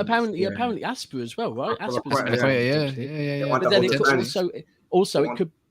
They want the whole defense: Christensen, Alonso, Aspilicueta. There's so much that could be. I saw another link as well. Sergio Dest, they're trying to get rid of. Yeah, that's what Sid was said earlier. Yeah. But then there's the other thing that I do think it will have been a conversation, especially after watching that thing Matisse drop the other day, where he was speaking about how how Barcelona don't want Rafinha.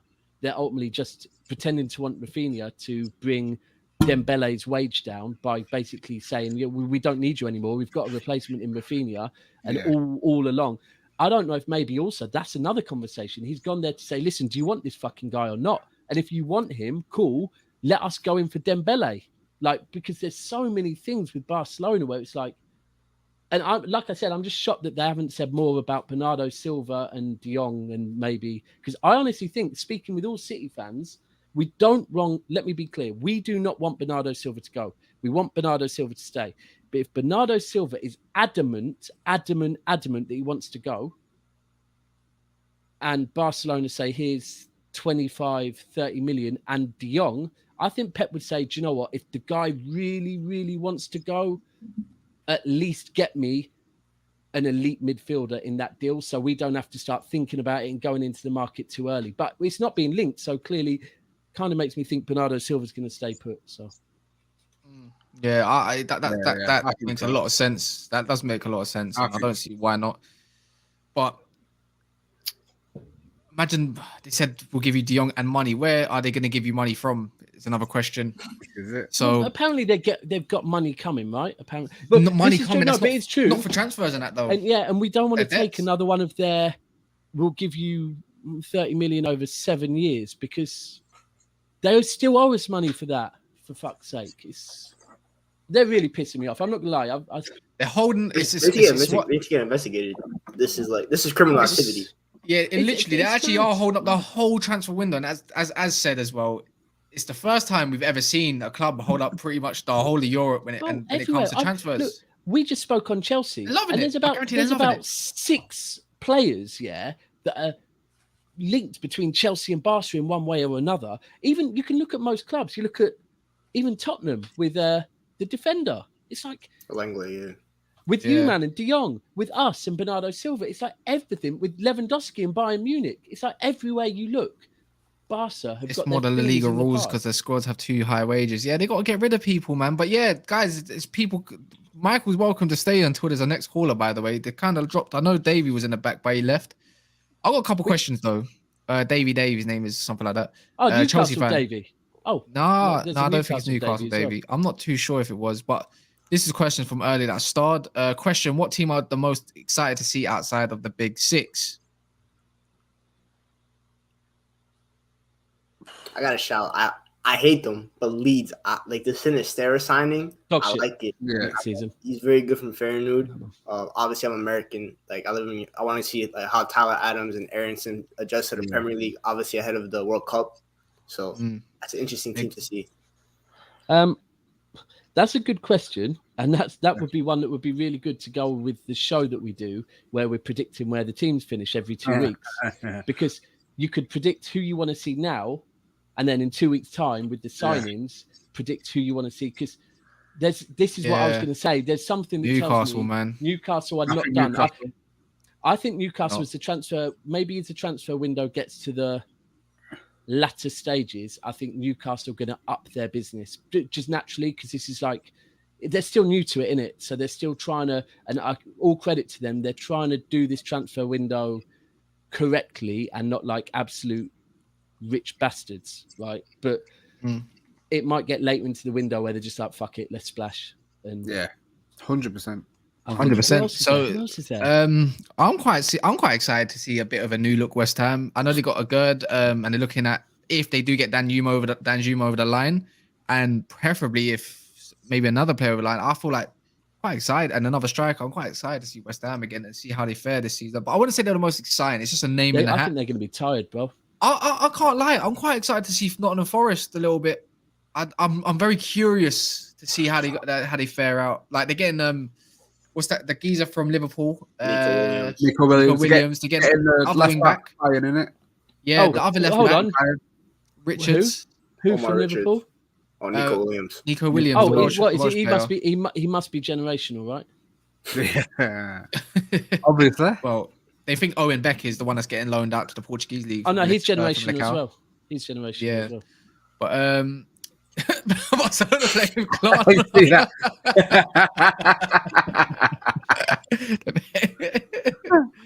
But yeah, I'm quite excited to see a bit of a new look, kind of how they fare out. I think Newcastle's the obvious one, isn't it? Well, outside of the top six, the other one you'd probably go for would be Man United. I knew he was going to do that. I just already came to my mind. It's so obvious. Finish six, you shut up. Yeah, he said the big six. I've got more questions, by the way. So guys, get your questions in while the next caller comes in. We're just going to do this just to turn into a bit of a Q&A. Why not? Pablo had one earlier. I got a question, Cass. What we said about Leeds. So they signed Tyler Adams, the American winger from a youngster, from Leipzig or Salzburg. I think it was Leipzig. And that young Feyenoord winger today, that number 7. Yeah. That's that number 7 that they got. There you are. But obviously, I'm not too sure on these sort of players too tough. But it sounds like you're more excited than us, Mike. Yeah, it's just like, I hate them. I hope they get relegated. That'd be amazing. But because I hate the club. But in terms of I just want to see the players. Sinisterra, Feyenoord, because I watched them a little during conference league because those games were somewhat entertaining. So he's a really good player. He's kind of prem made in a way. He's very quick, very good with dribbling. So it'd be an interesting player to see. I think Aronson is arguably top 3 American players, and Tyler Adams is very versatile. So Jesse Marshall, American Leeds continue. Ted Lasso hype. All right, cool. This is a bit of a statement. I think Leicester is a very interesting season because all the injuries are coming back as well. So it's kind of like a new look Leicester as well again. And I think it's pivotal because it's kind of I think needs it. If they come back, if they come back, I think Rodgers needs it. 100% Rodgers needs it. Yeah, I think Leicester's fan base. I think if Rodgers is always like that in it after his first season bounce, he's always like that. But I also think Leicester need it. Yeah, because of where they were, how they've slowly dropped off slightly, but they've still got players, and it is fair to say they've had injuries. But I feel like one more not so great season, and they're just going to keep declining. I think they need to, because look, Newcastle are here. Newcastle teams like Leicester are the ones that really You can say City, Chelsea, Liverpool, Man United, Arsenal, Tottenham need to fear Newcastle. Yeah, we do, but not yet.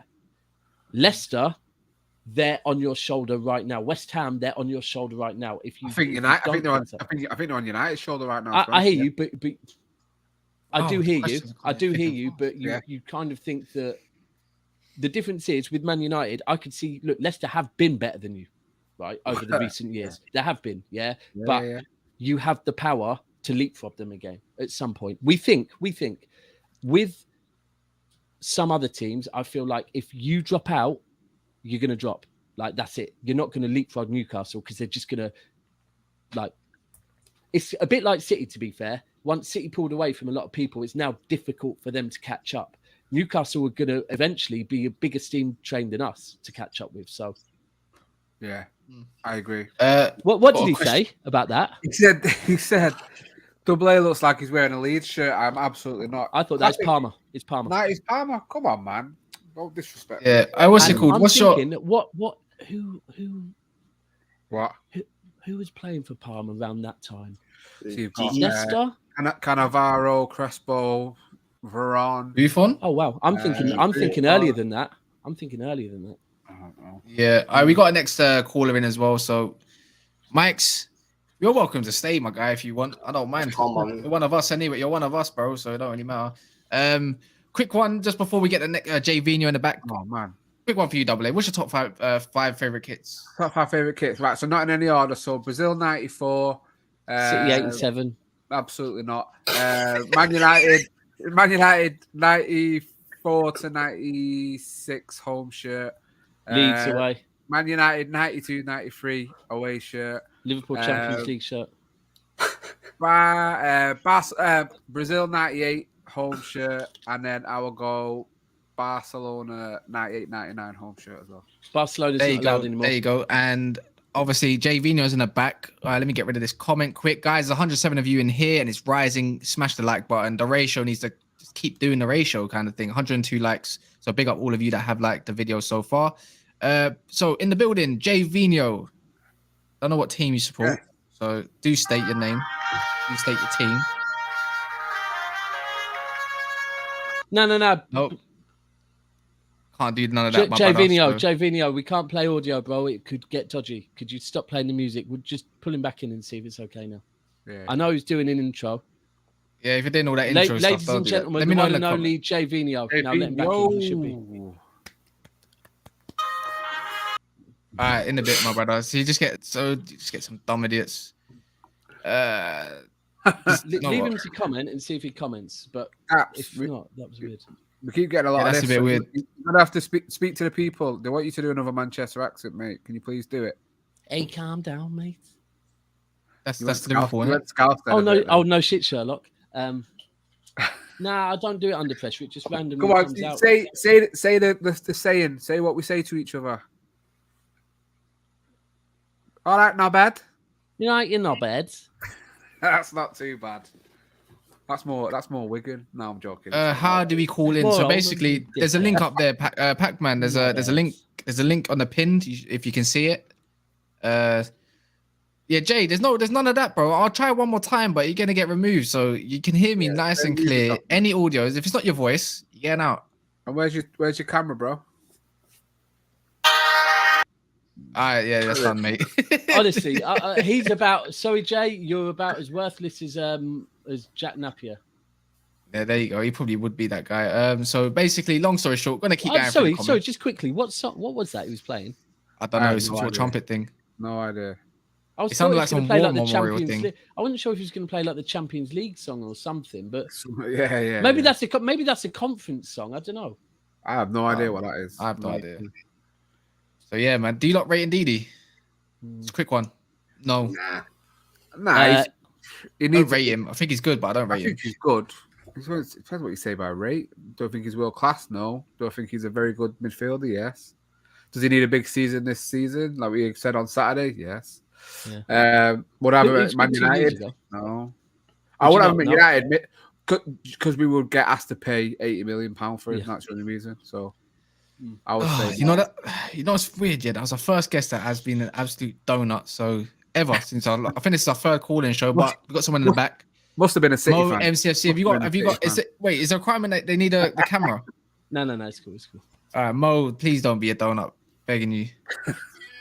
Well, yeah. I can already tell. So, anyways, I just could tell. No, sorry, I don't like that. The fact that you had MCFC at the end of it, like it's probably him. If I'm being fair. Yeah. Quick ones. Listen, this is a world of YouTube where people can do weird ass things.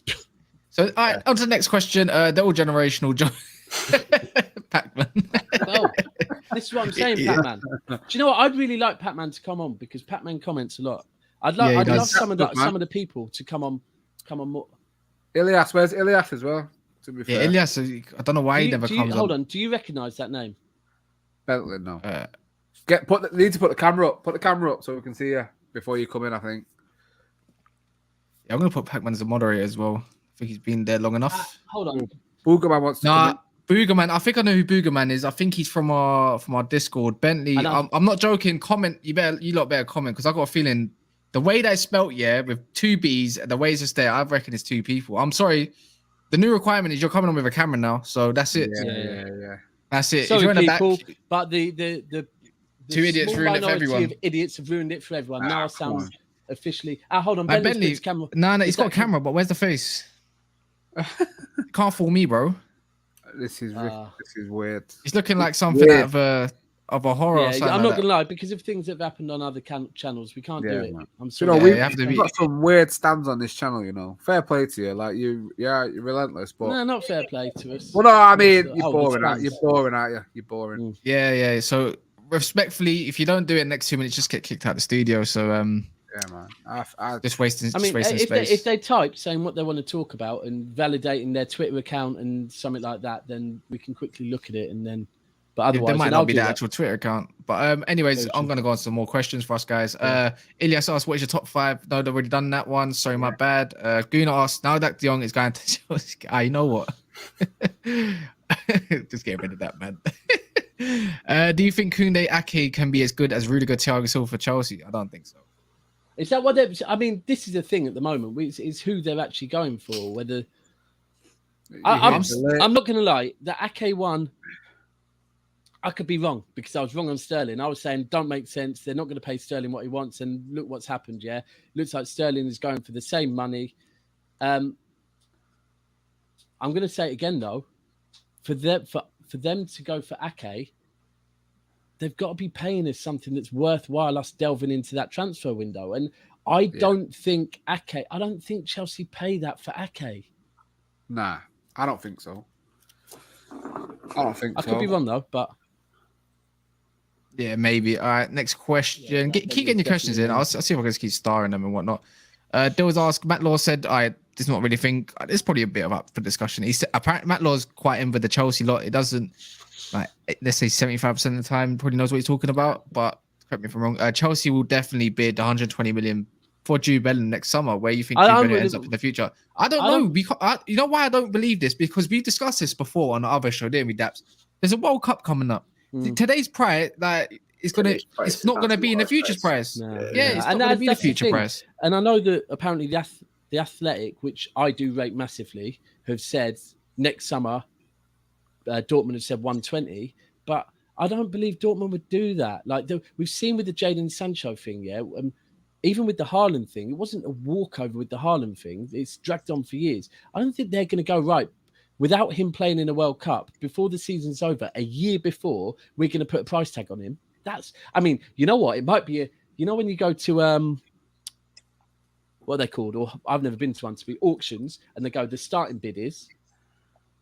That's what maybe that's what the starting bid is 120 because they know that Chelsea will come in and go 120, Liverpool will go 125, City will go 130, United will go 135, Tottenham will go 140, Real Madrid will come 155, and it will just go up from there. But Bentley, we're not going to let you speak, I'm afraid, mate.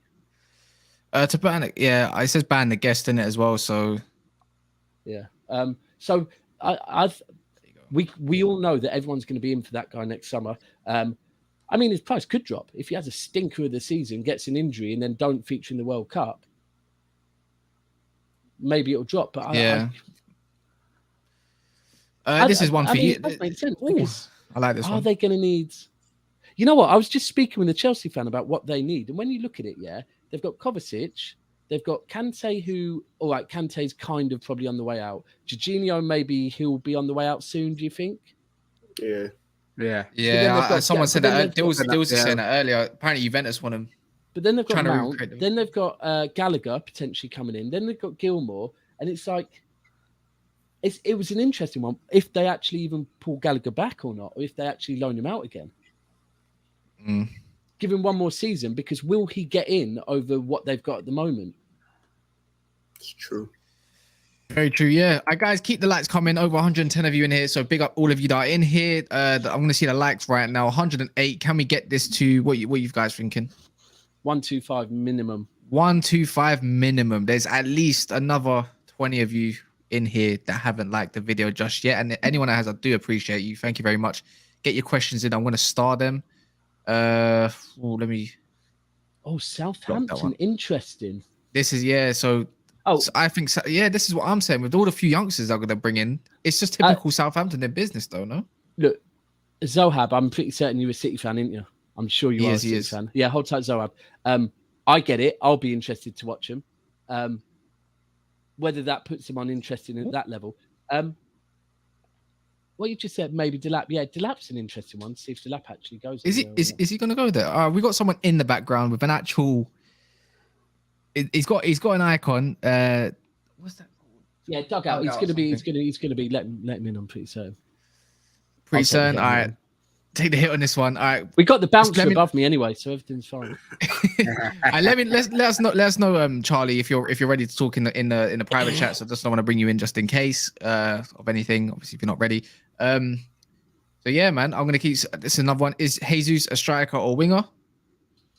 Next season, he's gonna start through the middle as a number 9. Let's see how it goes.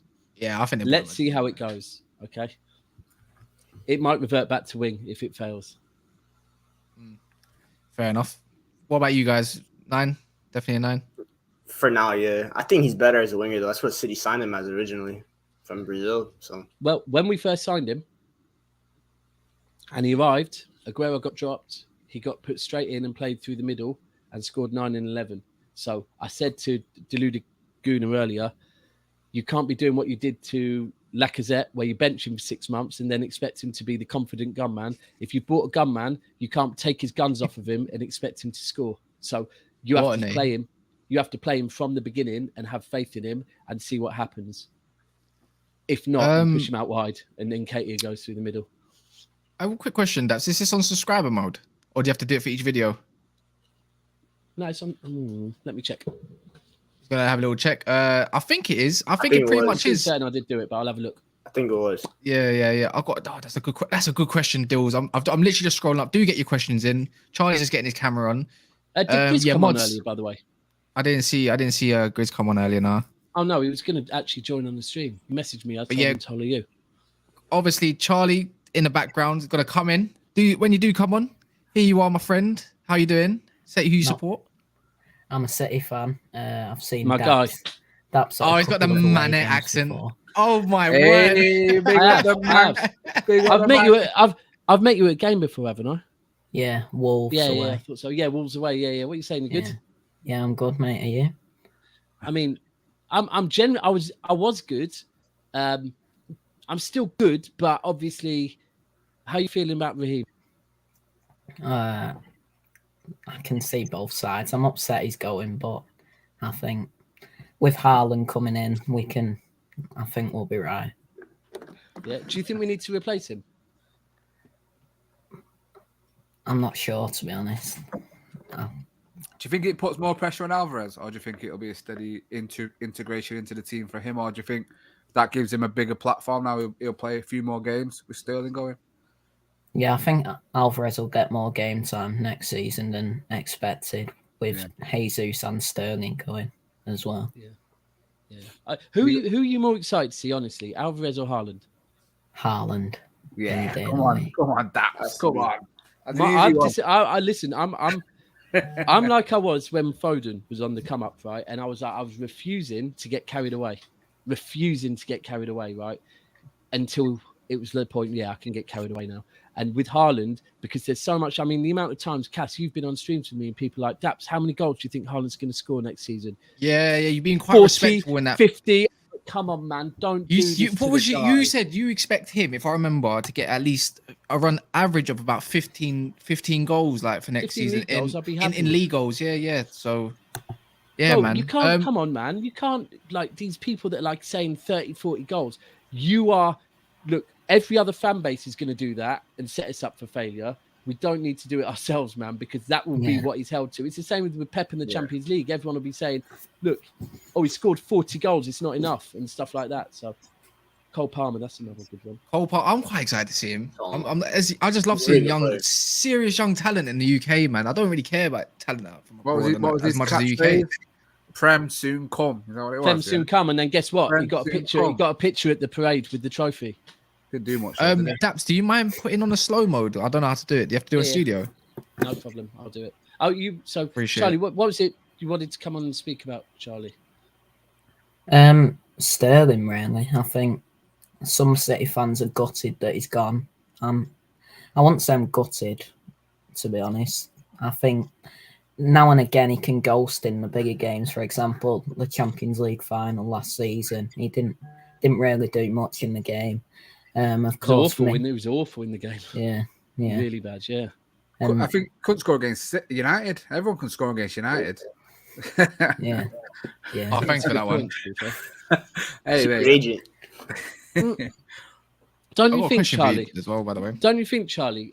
For me, I was just on another show that was literally about Raheem Sterling, and I find it really hard to talk on him because people think you're disrespecting him if you're just speaking about him, and it's like, no, I'm not being disrespectful. I respect everything he's done for the club. His goal scoring is undeniable, but if you ask me a question, I'm going to answer like, is he what Chelsea needs?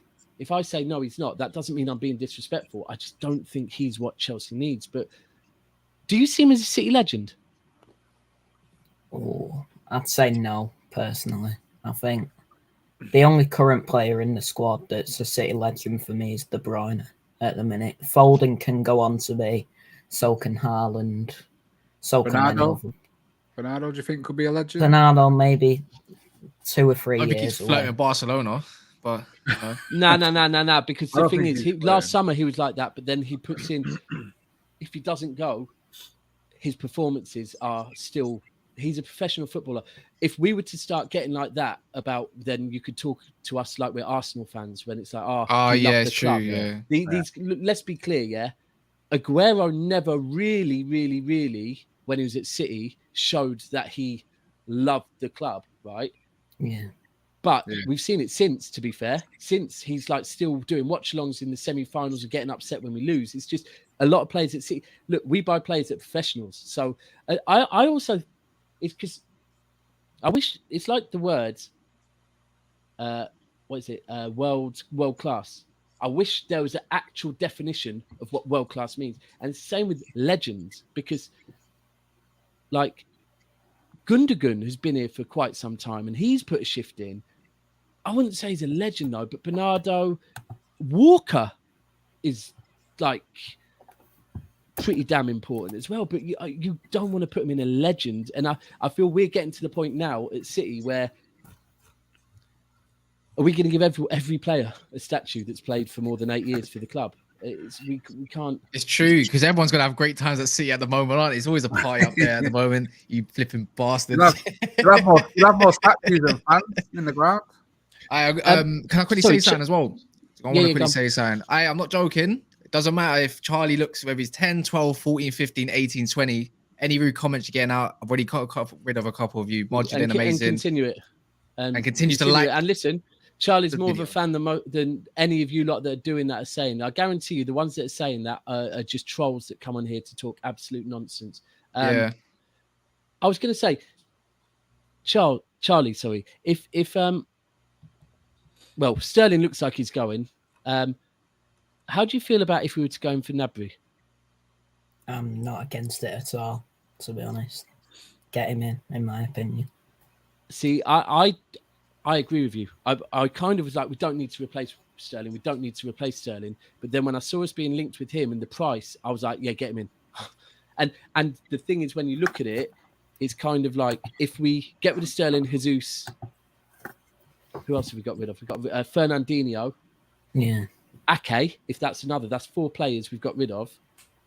And if we've only bring in Haaland, Alvarez, Calvin Phillips, Cucurella, it's like for like, and our squad's still a bit small, right? Yeah. I've been saying you don't need Gnabry. You don't need him, but you probably like him. We don't. But the key is, I think we can all agree as City fans, and Charlie, you jump in whenever you want. One of our issues at the back end of last season, we felt, was that we were a little bit light, and other fan bases will not listen to it. But if you Google it, our squad size last season was very, very small, right? We sold Ferran Torres, didn't replace him in January. And I felt like this summer we needed to get our squad size up that little bit. If we sell the same number of players as we bought, our squad size is still the same. So I'm not saying we need Gnabry. I don't think we need Gnabry. I don't think we need Cucurella. We've proven it by winning, by retaining the league and whatever else. But will they improve us? I think they will. Yeah. Yeah, man. I've got one question. Obviously, Boog's in the background. I think there was one earlier from Dills. I did put it on earlier. Was it there? Who's? If you can't find it, I can't find it. So many. Charlie, now. I've got a quick one for you, mate. Are you excited about the Phillips signing as well? He'll come into the team and what he I might think do. I think he's a great player. I think, like most signings, it'll take a year for him to settle in. You've seen it with most City signings, but next season, I think he'll grow into his own and become one of our most important players in the squad. I agree. I really agree. I think he's going to be brilliant signing. I'm very, very jealous. Someone United could do with. I don't get why you weren't linked with him more, to be honest with you. I think we were. But then the Leeds link. He's a hometown lad, and he's just not going to come. Yeah, I heard he don't. You know what? I'll agree with you. I think it's growing on me more and more, the Phillips thing. At first, obviously, I was thinking, is he coming here for the wrong reason, just to be a squad player? But the more I think about it, I'm even swinging to the point of, do you know what? Actually, sometimes we might play him and Rodri together in certain games, just for complete control. So I'm quick one before you go as well. This is for both of you. This is for you too. You can go first, Daps. I know so polite. So polite. It's got to be the derby, hasn't it? At Old Trafford. Got to be. Hold on. Score in front of Roy Keane's face. I know you want to say that. Oh, fuck yeah. Yeah. Has to be. No, it has to be. I was trying to think where I mean, because of my dislike for Liverpool, I was trying to think about that, but I thought, it's not going to be a game that's maybe suited for him. I'd even go as far as to say it might be a game where he gets dropped and we play a false nine. Especially if it's Anfield, I really think that might happen. Yeah, it has to be. He has to, at Old Trafford, bag at least a brace, and then Sky Sports be absolute bastards and say to Roy Keane, for once, you're going to the pitch to interview him with Micah Richards by your side, just to literally stir the pot, and literally Haaland look down at Keane and just to be interesting chemistry. Because I don't think Keane will back down, but at the same time, it will be interesting chemistry watching them two. That would be the one. What about you, Charlie? I think a hat trick in front of the Strat for them would be beautiful. Let's just say that. Get him out. Thanks, Charlie, mate. It's been a pleasure. Time to go.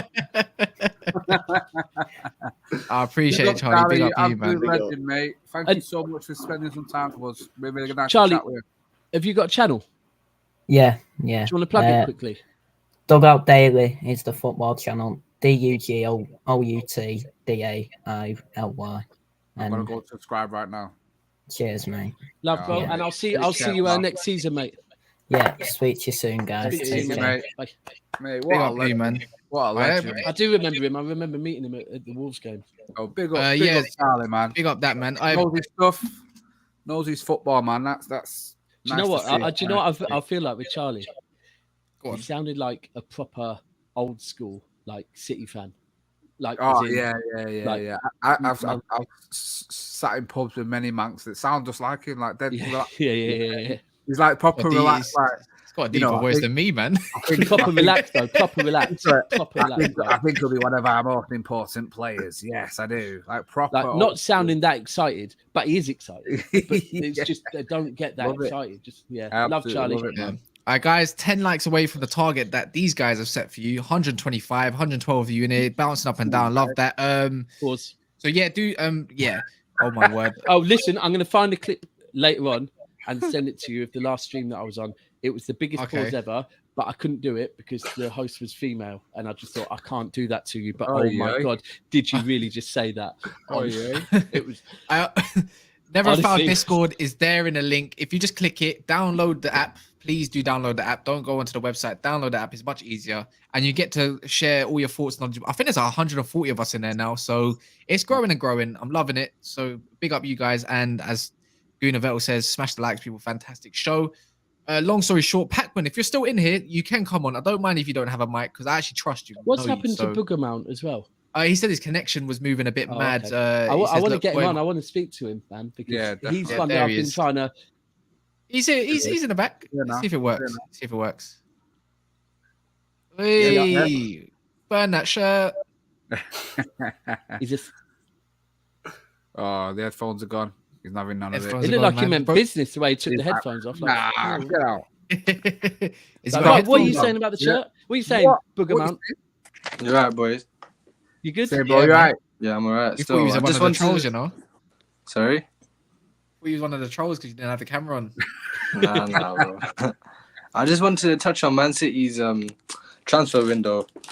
I see that I know Man City played that pep football. They like to pass it about and break teams down. But at times you do need it in behind, someone who runs in behind. And you've currently lost that with Raheem Sterling. So I was thinking that Gnabry might be a good shout, for you lot. What do you think, Daps? I mean, when you say running behind, and it sounds like a really stupid question, what do you mean?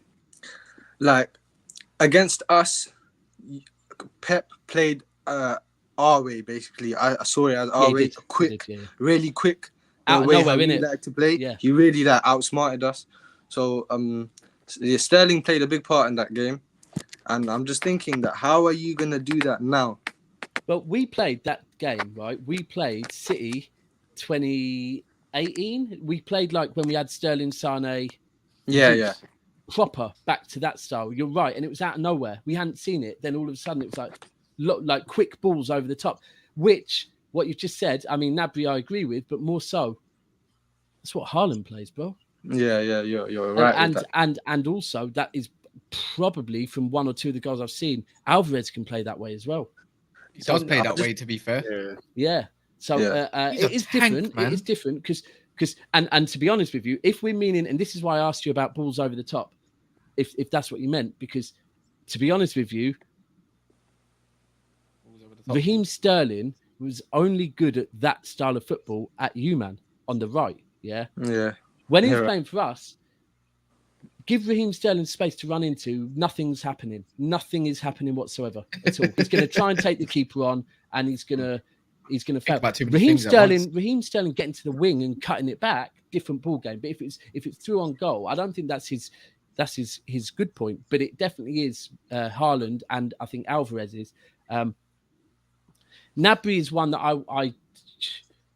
I'm so interested to see, because if we do sell Sterling, I think we've gone into this window this summer with get Haaland, get Alvarez, get Cucurella, get Phillips. Cucurella as a Mendy replacement, Phillips as a Fernandinho replacement, Haaland as an Aguero replacement, Alvarez I think Alvarez is actually, we bought him because it was such a good deal, and because he's been so fucking good since, it's like, do you know what, actually, bring him in as well. Bring him in as well. I think with Jesus, it was a case of we're not going to need him because of Haaland and Alvarez. I think the Sterling one, I feel like City went into this transfer window thinking we're going to sell either Sterling or Jesus. Not both values we want for players with 1 year left on their contract is going to be met. Yeah. So I now think there is that conversation. Do we go back into the transfer market and go for Gnabry? Or do we actually Cole Palmer? Is he going to get more game time? I don't know. It seems like Pep's going back to the old way at Barca, where he really didn't have no sprinter. He just had proper technical footballers. Yeah, like the Javi, the Iniestas. But also what I wanted to do is I wanted to touch on Tottenham, because there's a lot of hype around Tottenham right now. I'm glad a Liverpool fan's saying this, and Liverpool fans isn't coming on here and saying they should be worried, because carry on. I'm glad. No, there's a lot of hype. Yeah, you got to give the club the respect, because look, they have a great manager, and I don't think Conte is just going to come in the Premier League and think, oh, I'm going to be third and fourth here. He's a serial winner. And I don't think they'll challenge for the league next season, but the transfers that they bring in, I think they're smart. Yeah, and obviously you get the doubt with Perisic. Oh, he's too old. I think he'll be a perfect left wing back. He gave Trent a lot of trouble when we played them. So I think he'll be a really good wing back. And I don't think they'll challenge till the end of the season, but maybe till Christmas or something. I think usual Tottenham then. Yeah, but it is Tottenham at the end of the day, so you never know. But with Man United, I'm seeing I know people might call me mad here, but I'm seeing a pre-Klopp. I don't know, man. Hey, wait, whoa. Wait, I don't this know, is innit, man. Hold on, no. Hold on. Like, I'm about to big him up. What? No. Are you sure you're a Liverpool fan? No. Bro, we come need on. to we need to validate what he said. We need to validate. I'm trying to validate if he's a Liverpool fan first. No, we need to validate what he said. He said a pre-Klopp, or do you mean not a before Klopp came in? So Brendan Rodgers. Yeah. You know what? Forget you now. Get off. No. They came close before, bro. I tell you what, they were damn sight better than you lot under Brendan Rodgers. To be fair, bro. Oh yeah. True. Under Brendan Rodgers, he was shocking. But I was gonna say that now with Eriksen, you lot got a proper technical and who can find a proper pass. Like Pogba could do that as well, but Pogba it's a different signing that they're bringing in. Like the left back, we don't really know him. And Andy Robertson, we didn't really know him as well. And I don't know, innit? We'll see as the season goes on, but I'm seeing a little bit of resemblance. I might be wrong. I hope I'm wrong. I do hope I'm wrong. But so do I. We'll see. But I don't think we can underestimate them right now. What, United? We're underestimating, bro. Do it. Yeah, do it. I like the underdog tag. It's calm. Underdogs. Let's go. I don't know, man. They're a big club in that. Yeah. And when you got that type of money, then anything's possible. But yeah, we'll see at the end of the day. At the end of the season, we'll see though. You know what? You're quite a honest Liverpool fan still. To come on and actually say that. I mean, I'll be 100. I ain't fearing them, man, for shit. I'm not. I hear you, bro. I hear you. Booga? Yeah, I definitely join our Discord, man. It's I'll put in a private chat. I would actually like for you to come on a lot more. I think I think he's getting that little bit closer to being a mod as well, to be fair. Yeah, that little bit closer. Thanks, mind you. Yeah, man. Can you see it? I think it's in here. Let me do it again. I'll put in a private chat for you. But yeah, big up you, man. I appreciate you coming on. It's quite late. Love for watching the channel and everything you do, because I've already seen you in the comments. So thanks for coming on, bro. Love, bros. Love. Take it easy, pal. Take care, bro. Wow, I mean, he's bigging you up. Yeah, man. I don't mind it. Oh wait, this is the United Spurs of America, Jacob. We actually got a Tottenham fan on. I'm loving this. Hold on, United Spurs of America. Yeah. Big up, Jacob. How we doing, guys? How we doing? Sorry, Jacob, are you United or Spurs? United Spurs. That's just the name of the podcast my buddy and I do. Talking about Tottenham Hotspur, of course. Come on, hold on. I thought you were going to say it's called United Spurs, but I support Arsenal. No way. Can never. How we all doing? How's everybody feeling about their market so far? What accent is that? What market? Yeah, it's very relaxed. I'm from Texas. I thought it's Texas. No, I had a feeling it was Texas. Yeah. Yeah, no, big ups. Thanks for having me on, guys. It's a pleasure. It's an honor. Thank you. Well, how do you feel about your window so far? I'm telling you, it's like the past few days, it's just been slowing down. But for the first few weeks there, it was really like kind of just wake up every morning like, what's happening now?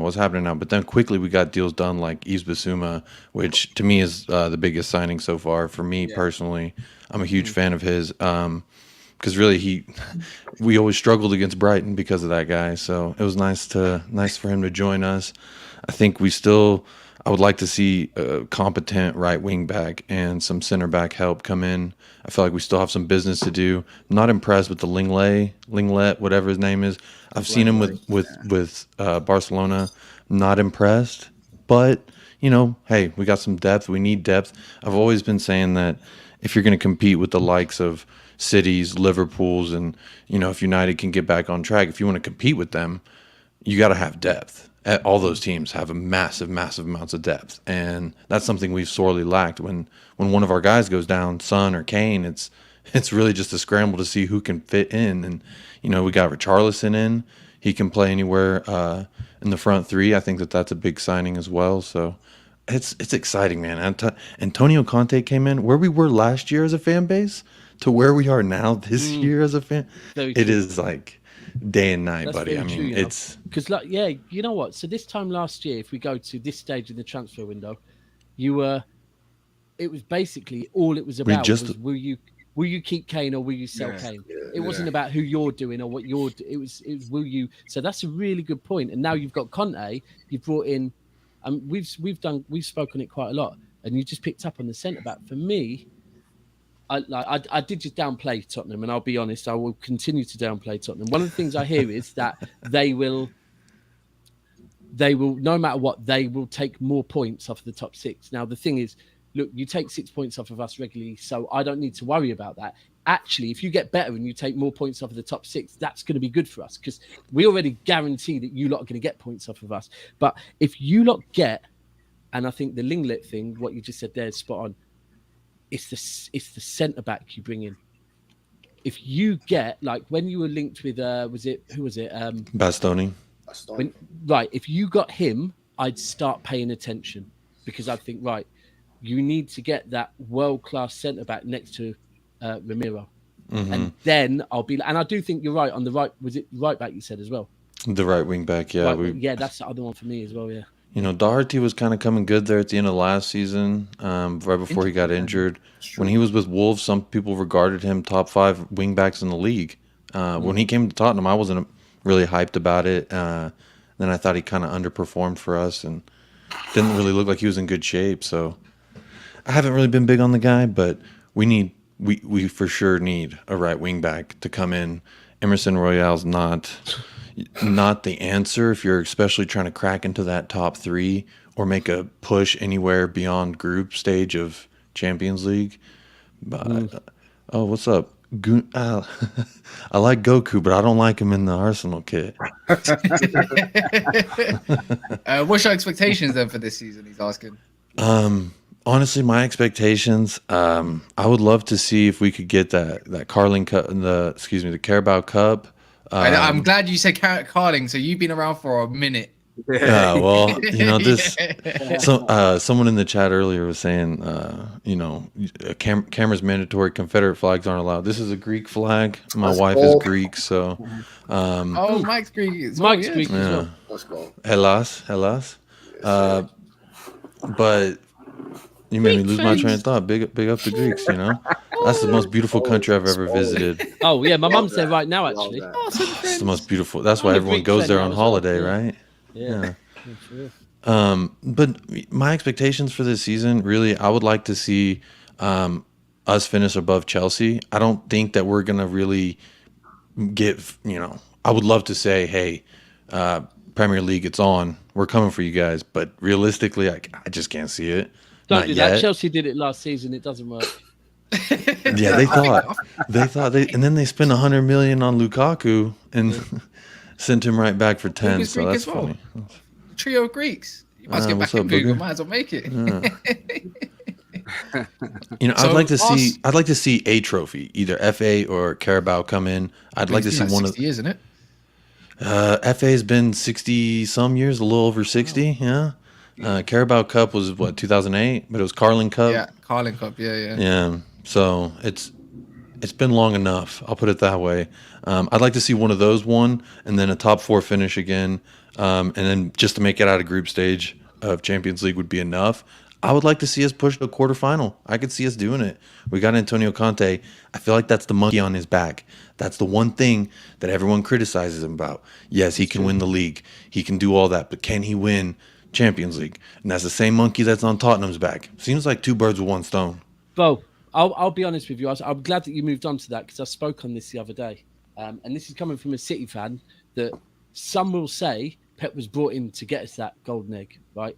Mm-hmm. I know that wasn't what he was brought in for, but some will say that. We've both reached the final. We reached a final that we probably should have won. We won the league that season. You reached a final that, for me, you never thought you were going to win. And you're just happy to be there. That's what I'm saying, right? And that's my thing here is that Tottenham so desperately, and Tottenham fans so desperately want a trophy. You've got a manager that can maybe bring you that. Yeah. Can maybe bring you that. Can definitely get you to. He can get you above Chelsea. Chelsea's window's key to them, but based on the here and now, he can definitely get you above Chelsea. Now, it's great that you're in the Champions League. And I probably think you want to get out of the group stages because if you don't, Arsenal fans will be, well, what's the point of being there if you're not even going to get out of the group stages? I mean, especially with Conference League last year. Yeah. Oh, damn. But I just feel like that could also, if you do go on a run to the quarters or the semis, I'll be honest with you. If Tottenham get to the final, I don't believe you win it, right? Because it's so. I believe in the heritage of it. I've witnessed it. I always thought it with Liverpool. I've seen it with City fans. We've only believed in ourselves for about a year and a half now. I witnessed it at the Bernabeu. The power of when one goal is scored, it's crazy. I was like, what the hell is going on? Yeah. So I think if you lot got to the final, I don't think, and especially with Conte, who hasn't got the pedigree of winning it yet, that could hinder your league and your other. I don't want to say go out, because I get the don't go out in the group stage, because Arsenal fans will be on you for that. But I almost feel like, will Conte kind of half-heartedly be in the Champions League with one eye on the other tournaments? Like, that's kind of the question I think that a lot of us have been asking is, where are the priorities going to lie in this season? Because there's going to be a whole bunch of games coming up, and you got to prioritize your fitness. And to me, I think the Spurs fans are divided. You got the crazy ones who are like, we're going to win it all. Give me the quadruple. I already have some buddies who've placed bets on the quadruple. Like, it's that serious. Tell them to get tattoos if they're that serious. I got one buddy in Colorado. He's got a full sleeve Tottenham tattoos, and he's got a spot that he's saving for whenever we win Champions League. So I've been saving mine for quite some time. Jacob, there's a couple questions for you as well. Jamie says, where do you reckon you can, in the Champions League, where do you think they realistically get to?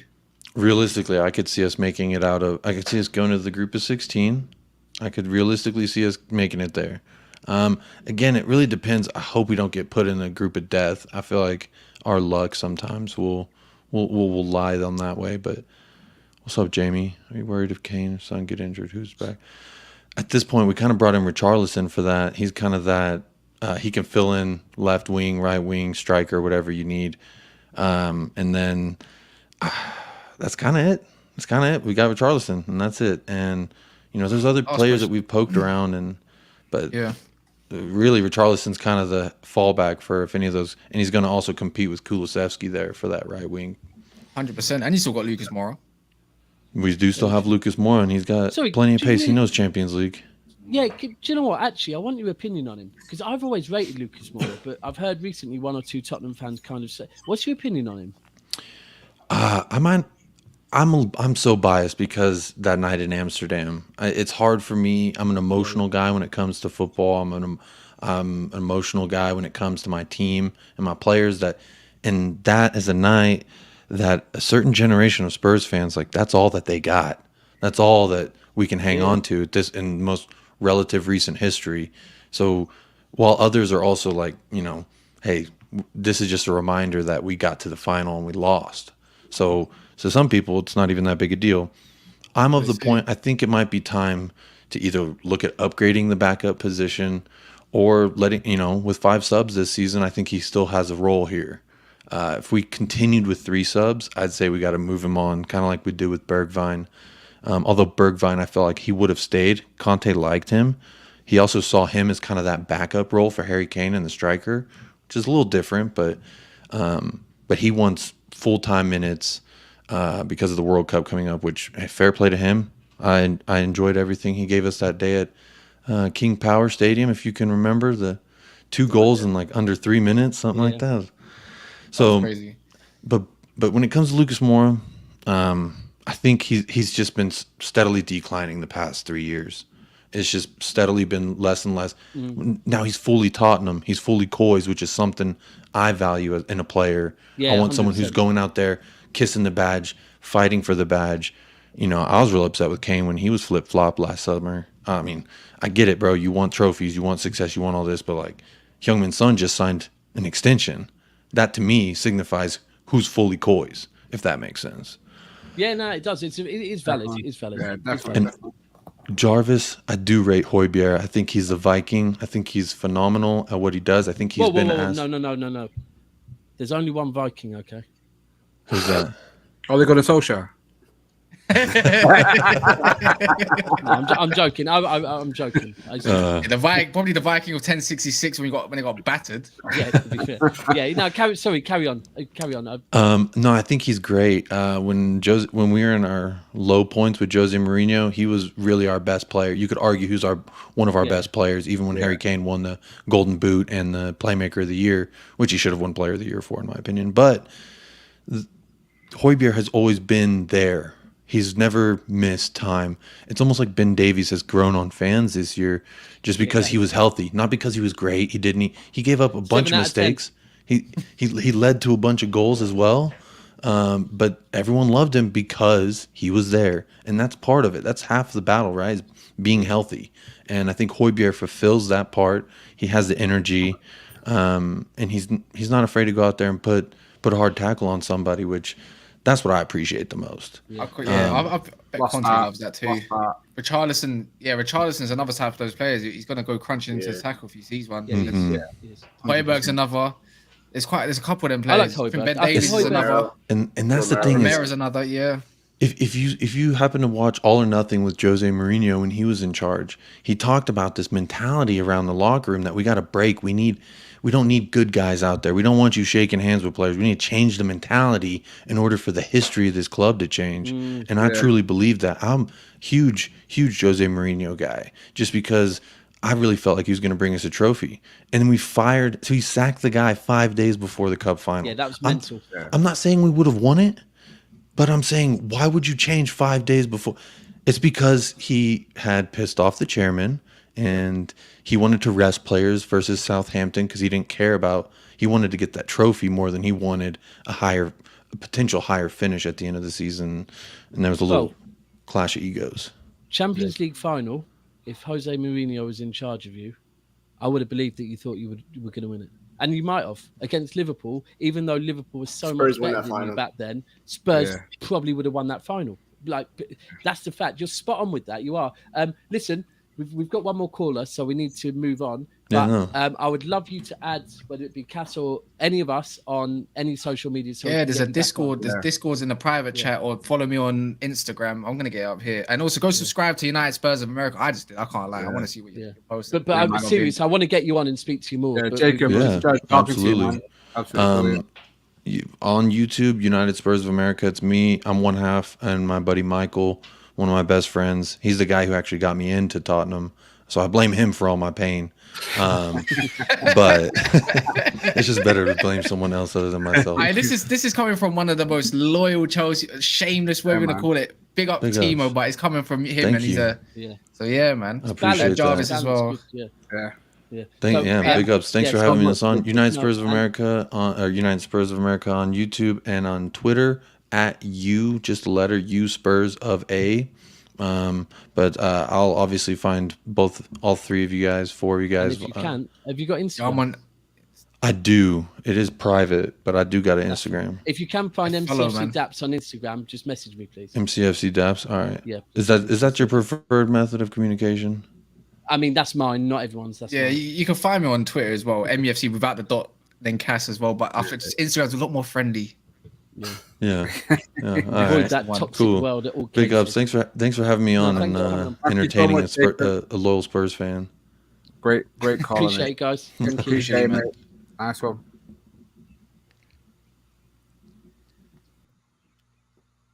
I love you, guy. Yeah, he's sound as a pound, man. He was that accent was amazing. So calm and chilling. Yeah, mate. Yeah, it just makes you listen, innit? It makes you fall asleep on his podcast in a good way, not like say it's boring or anything like that. But like, it's just so soothing, that voice. Like, oh my days. Big up, man. Yeah, go follow, go subscribe to United Spurs of America, most definitely. Last call of the night, I think, as well. I would like to say he's been going on for 2 hours and 15 nearly. Salute to you lot. 123 likes, so we nearly got 2 more likes away, guys. 2 more likes away. Come on, hit that. Yeah, man. Make sure you're subscribing if you want to thingy. So yeah, last one, Pacman. He's been around for a minute. He doesn't need 2 a camera. likes. Let's give some likes for Pacman. Yes, if he's here. What's going on, boys? Please. What's going on, Pacman? You good? Are we okay? Good, brother. Not too bad. Listen, I'm just looking forward to next season, right? Being a City fan, I know if we win a treble, whatever we do, we have to win a Champions League. Otherwise, people are on our ass. So, for us next year, what is success? And same for Liverpool. I think the Champions League is always going to be the monkey that's on Pep's back until he wins it. But I don't think there's any pressure from within the club or the majority of fan base, not looking on the outside as a United fan, for you to win. The younger lot, not the older lot. Yeah. Twitter lot, maybe. But... I think next season, if you win the league and you do 3 in a row, which has only been done by Manchester United, that's success. That's success for your club. That's the big thing. To be the second club to do it, a three-peat in the Premier League is huge. Premier League, Champions League, if you get it, that's a massive bonus. You're going to be there or thereabouts in the cups anyway. But I think getting that 3rd league title in a row is definitely what Pep's going to strive for, I think. Kas, do you want to? Nah, I hate City right now. I'm actually hating. I'm deep. You know what, Daps? You sparked something into my mind about Calvin Phillips. And I'm so annoyed that we didn't get this player right. And it's like, ever since you mentioned Phillips, I've deeped him like, what a serious signing, you know. What, 42 million sensational business. Yeah, well, 42 he's playing million alongside Declan Rice, right? And Declan Rice is how much? And we've just gone and grabbed a guy that is like, just as good or better and fits what we need. Big upgrade.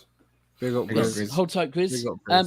Hold on, my TV's just turned off. 1 second. But what I would say is, I think it's also testament to how good we do business by the fact that you lot need a DM.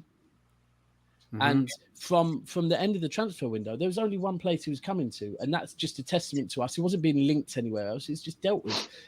As far as from my point of view, I'm glad that Double A said that. I feel that when I realised that you are, I believe you're the only team that retained. So we need to grab that because we've retained it. We've retained it twice. To go and get that would be nice. Not nice. It'd be beautiful. We have to hit the semi-final of the Champions League for me. I'll be happy with that. Look, once you get to the semi-final of the Champions League, I think our board would see it the same, that they want Pep to compete in every competition every season, to get to the semi-final of the Champions League while also winning a league. Not going to lie, that Carabao Cup, just like the league, we've let the Scousers borrow it. We need to go and grab that back off of them, because we don't let them hold trophies for long. So we need to go and grab that and bring that back to Manchester. And as for the FA Cup, do you know what? I couldn't give a shit about it. You know what? Tottenham can have it just to let their fans celebrate something. But for me, I want at least the semi-final of the Champions League. I want the league again. And yeah, I want the Carabao Cup back just because. I think that's the only fan I've ever heard say that, to be fair. What? No, I agree with you. I've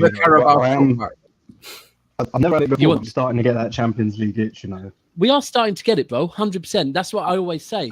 I can testify to it. It's the best feeling in the world, guys. Honestly, it's the sickest feeling. Look, the fact is, there's a few chance. Look, you got a great chance. No chance, right? Firstly, by far, we don't sing it, but when Arsenal fans sing, we're by far the greatest team the world has ever seen. You can't sing that, right? The biggest chant, that chant pisses me the fuck off. The amount of teams that sing it, yeah, and it's like, oh. But then, even when we sing, City, best in the land and all the world, it's like, fuck's sake.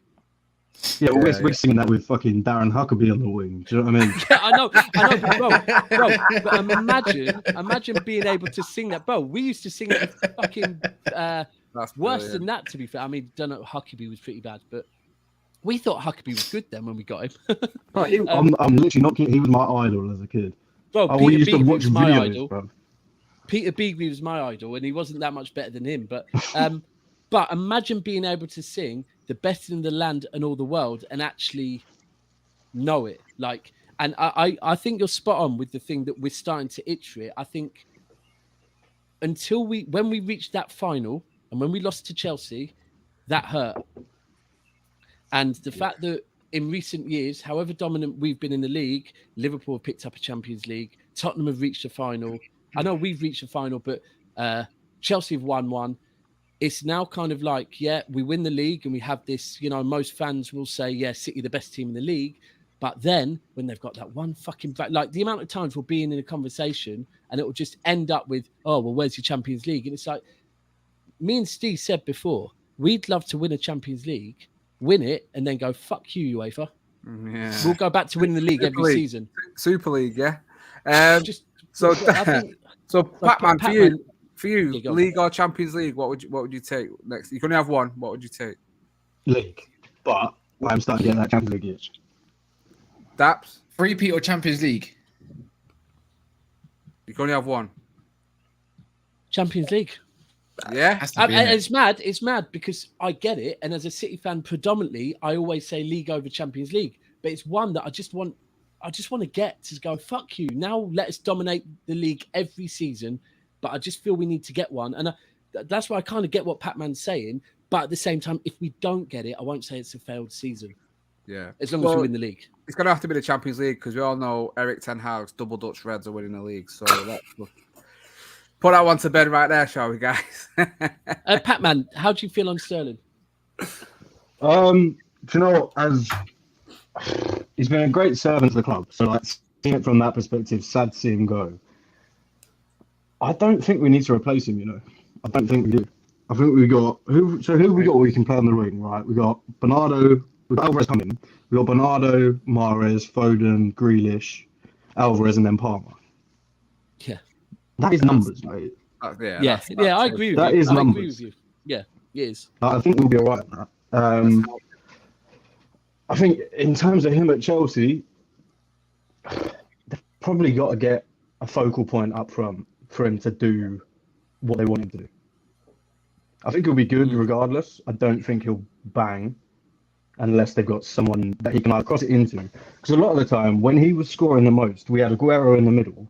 He's going front post, pulling defenders away. He's coming in back post and getting those tap-ins. Yeah. If there's no one in that space, even if it's a false nine, it's not the same. If there's no one in that space, he's not free. He's not getting those goals. And he also doesn't have someone to cross it. Yeah, man. Agreed. I still find it such a weird transfer. As just a player in a club, I just don't see fit. Like, I've never seen it.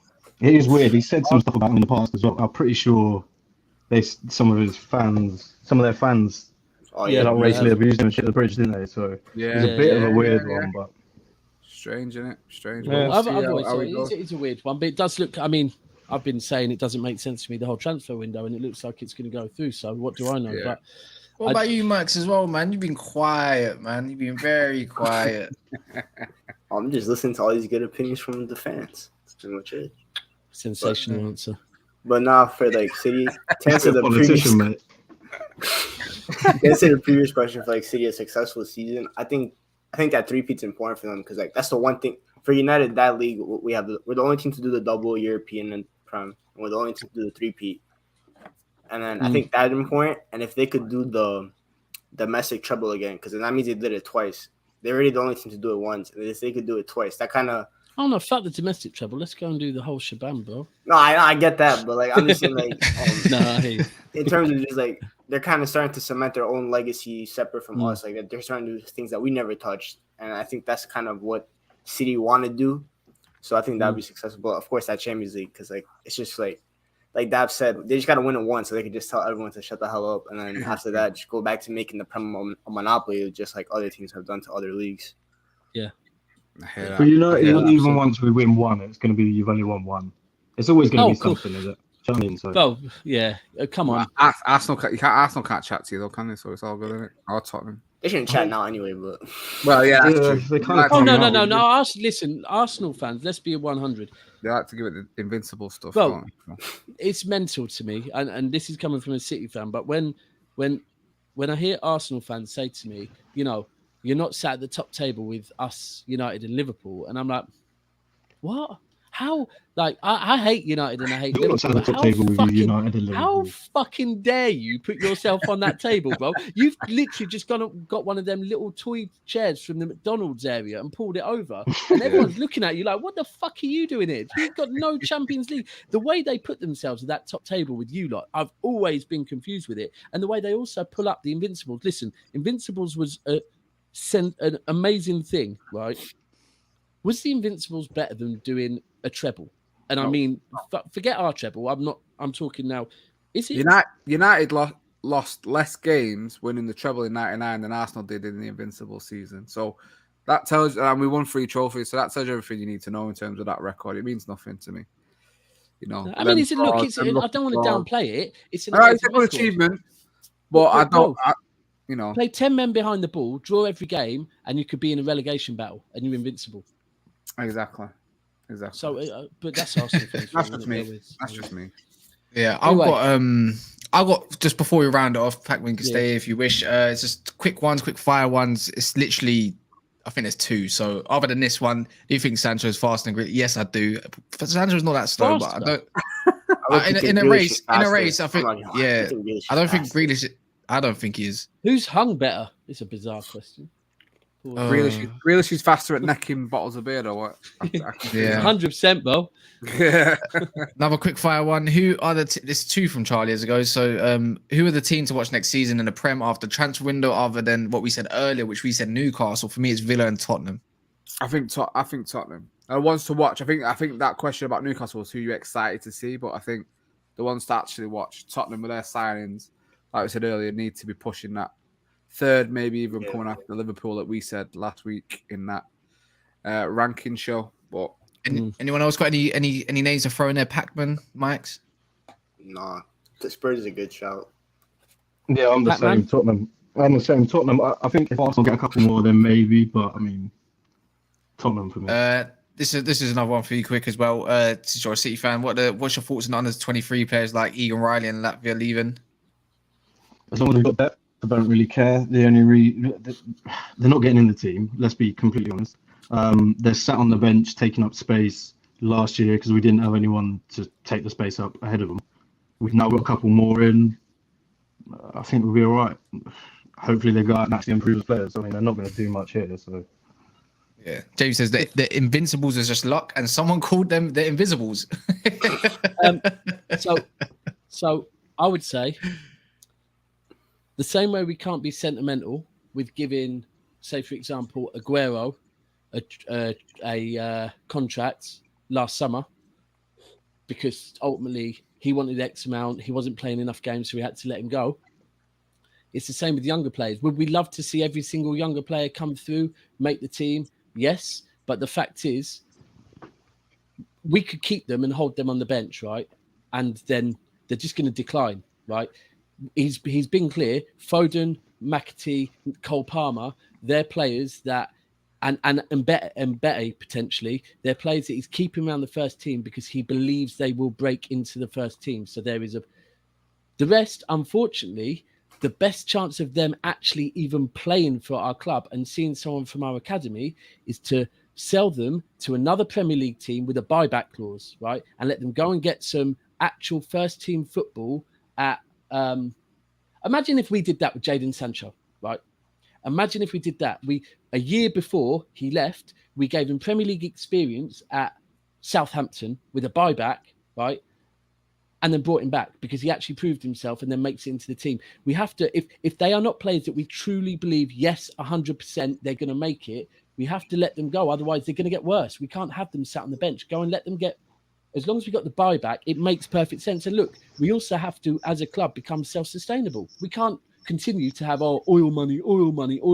We have to do what Chelsea do. We have to start making money out of our academy. So I think it's good as long as there's buyback clauses in there. I think the Latvia one's a bit high on 40 million, but it's still because don't you think that is high for a DM, non-English DM, 40 million buyback clause? Yeah. We just got Phillips for 42. And we're putting a buyback clause of a Belgian player at 40 million. That seems high to me, but in a few years, the inflation is going to go up anyways, man. Big up you. Well, just come at the end of the show, bro. Are going to drop down, bro. So I just came for the Arsenal slander, man. All right, you get to say one thing before we lock this off. Quick time. Sorry, can I just say before we get into that, Pacman, love that you come on because I know you've been watching the channel for quite some time, so really appreciate that. Yeah, follow me about sometimes, so thank you, bro. No worries, that as a United fan, no, we do not care about the Invincibles. Yes. We don't give one. I'm not going to swear, but we don't care about. Oh, you can. It's only YouTube. all right, we don't give one shit about the because at the end of the day, yeah, that team is that they had World Cup winners in that team, and they couldn't get the Champions League over the line. Yeah, there was a season, I think, when Chelsea went unbeaten and they only lost the game after they won the league. Yeah. So right? that achievement is rubbish. Yeah, that in my mind anyway. That gold cup that they got, they probably pawn that now to go and buy. Did they get given that, or did they create that? Well, I think the Premier League give it him. I think. Well, their owner, yeah, their owner at the time, their chairman at the time was, I think, was it David? Is it David Dean? Yeah. David Dean. He was good to be he, fair. He was like a co-founder of the Premier League. Oh, well. So basically, they made themselves. You know what? I agree with you. I agree with you. Big time. I've got Chad. Hold tight, Lee. Guna Lee. He challenged me on the Champions League on a show, kind of saying, we need to speak to you about the Champions League. And I straight away, he said it. Unfortunately, he didn't. If he would have said it to me on the spot, he might have caught me unaware, because it was the day that Arsenal had lost to Tottenham, right? And we're backstage before a thing, and straight away he's gone, need to speak to you about the Champions League. If he would have done it on the stream, I would have been so, how's an Arsenal guy talking to me when they've just lost to Tottenham? But because he said it beforehand, I go, you sure you want to do that today, bro? And he goes, yeah, we need to talk about the Champions League. So I go, cool. And quickly looked. And the minute he brought it up, I was just like, bro, one of your biggest achievements is that you were in the Champions League for 19 years on the bounce, right? And he was like, yeah. I go, cool. So you're saying we should have won it by now, yeah? He goes, yeah. I go, we've been in it 12 years, not on the bounce, full stop. 12 years, right? Yeah. We have reached one final, 2 semi-finals, I think 3 quarters.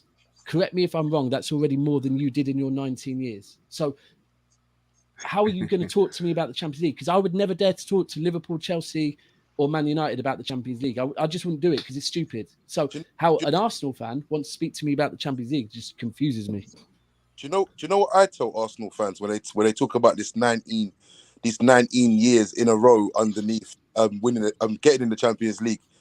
I say being in the Champions League 19 times, without winning it, is the equivalent into trying to break into the same house 19 times and getting arrested every time. Yeah. I mean, other crimes are available, but yeah. I get it. Don't commit crimes, full stop, people. But yeah, I get it. But nice to speak to you, Traps. I think this is the first time we've actually fully spoke as well. Yeah, man. I've had things going on in my personal life, man. But same, brother. Same with me, bro. Now. So I hear it fully. I can't wait to go Brighton, man. I mean, to Old Trafford to watch against Brighton with you, man. Honestly, it's going to be a lot. Pick an easy game, innit? Pick an easy game. Don't worry. No, guys, I want to go to Arsenal one as well, bro. But to be fair, we'll probably get battered, mate. Brighton, listen, I've been calling them Brighton Munich, mate. They're fucking.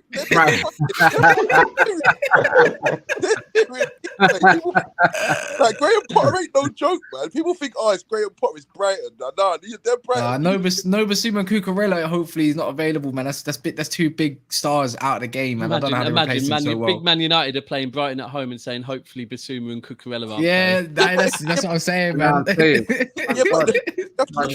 Graham Potter as well, yeah, because. Even when he sold Ben White for 50 million quid to Arsenal, he wasn't even their best defender. Then he had Lewis Dunk and everyone damn down in that. I think Duffy was playing quite a lot at the start of the season. Yeah, I'll never forget. Yeah, I watched the game I watched Brighton Chelsea. Yeah, and Dan Burn had Lukaku in his pocket, mate. Badly.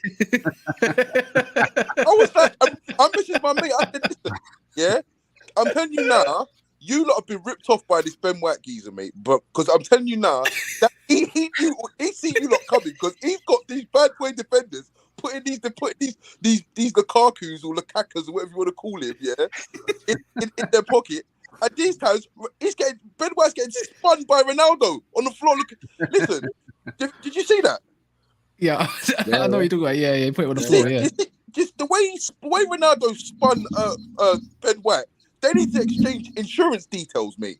Yeah, that was a bad one. That was, man. But yeah, man, that game, I don't know, man. It's obviously Chaps I'm is going a off the W. base. Chaps is a, there we go. Chaps is a W. Yeah, already. he's going to be on Trafford Tunnel once he gets his camera sorted out. I still need to come. I need to sort that with Daps, man. Yeah. Just get the camera off Daps. Yeah. So Daps is going to give him a new webcam. Basically, anyways, long story short, man, I think we have to wrap it up there. I've got to wake up at 7:30 in the morning. Yeah. But Chaps, Big Steve talks very highly of you, so salute to you. And you see, when me and Big Steve, we just go at it talking about football. I mean, he loves it, yeah, but because he's a diehard City fan, and obviously I'm a diehard United fan. I give him some stick about the Champions League. Daps, you can look. I acted you the other day as well, Steve, on his birthday. Yeah, I said, but bro, you know what? I was with him when you and him were on. I think it was Instagram Live after. Yeah. We'd just gone out against Real Madrid. Oh yeah. About 1 a.m, we were in a taxi on the way back to the hotel. Yeah. I remember. But I was on his live yesterday. But yeah, man, Steve's good stuff, man. Proper good very stuff, good people, man. very, very good people. But listen, Cass, I'll give it over to you so thank you to everyone. Thanks, Pacman. Thanks for Traps for jumping on. Yeah, Thank you, Michael. I'll give it over to the two hosts for tonight, the Double A and Cass, to wrap it up. Man. Anyone that wants to shout stuff out, feel free. I'll start with Pacman. You got anything to shout out? No, nothing, man. I'm just on it. Oh, fair enough. He's just on it. Traps, anything? Nah, just there as well for the Arsenal slander. Fair enough. Mike's.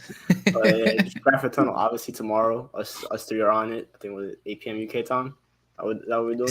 Is it tomorrow? Damn, it's Friday already. Yeah. Tomorrow. We fly out to pre-season. Obviously, United fan. We're going to talk about what 11 we're going to be looking at. Hopefully, to talking feature about the Liverpool. empty seats on that plane. Yeah. Whatever, mate. And then, man, pretty much. So Trafford Tunnel. Anything else, Max? Yeah, that. And then my channel. I'm gonna say it slowly because I know it's a mouthful. We're rebranding and everything. For right now, it's called Juego Bonito Pod, but I am rebranding next. Was that slow? Was that slow? I'm changing it anyways. It doesn't matter. It doesn't matter.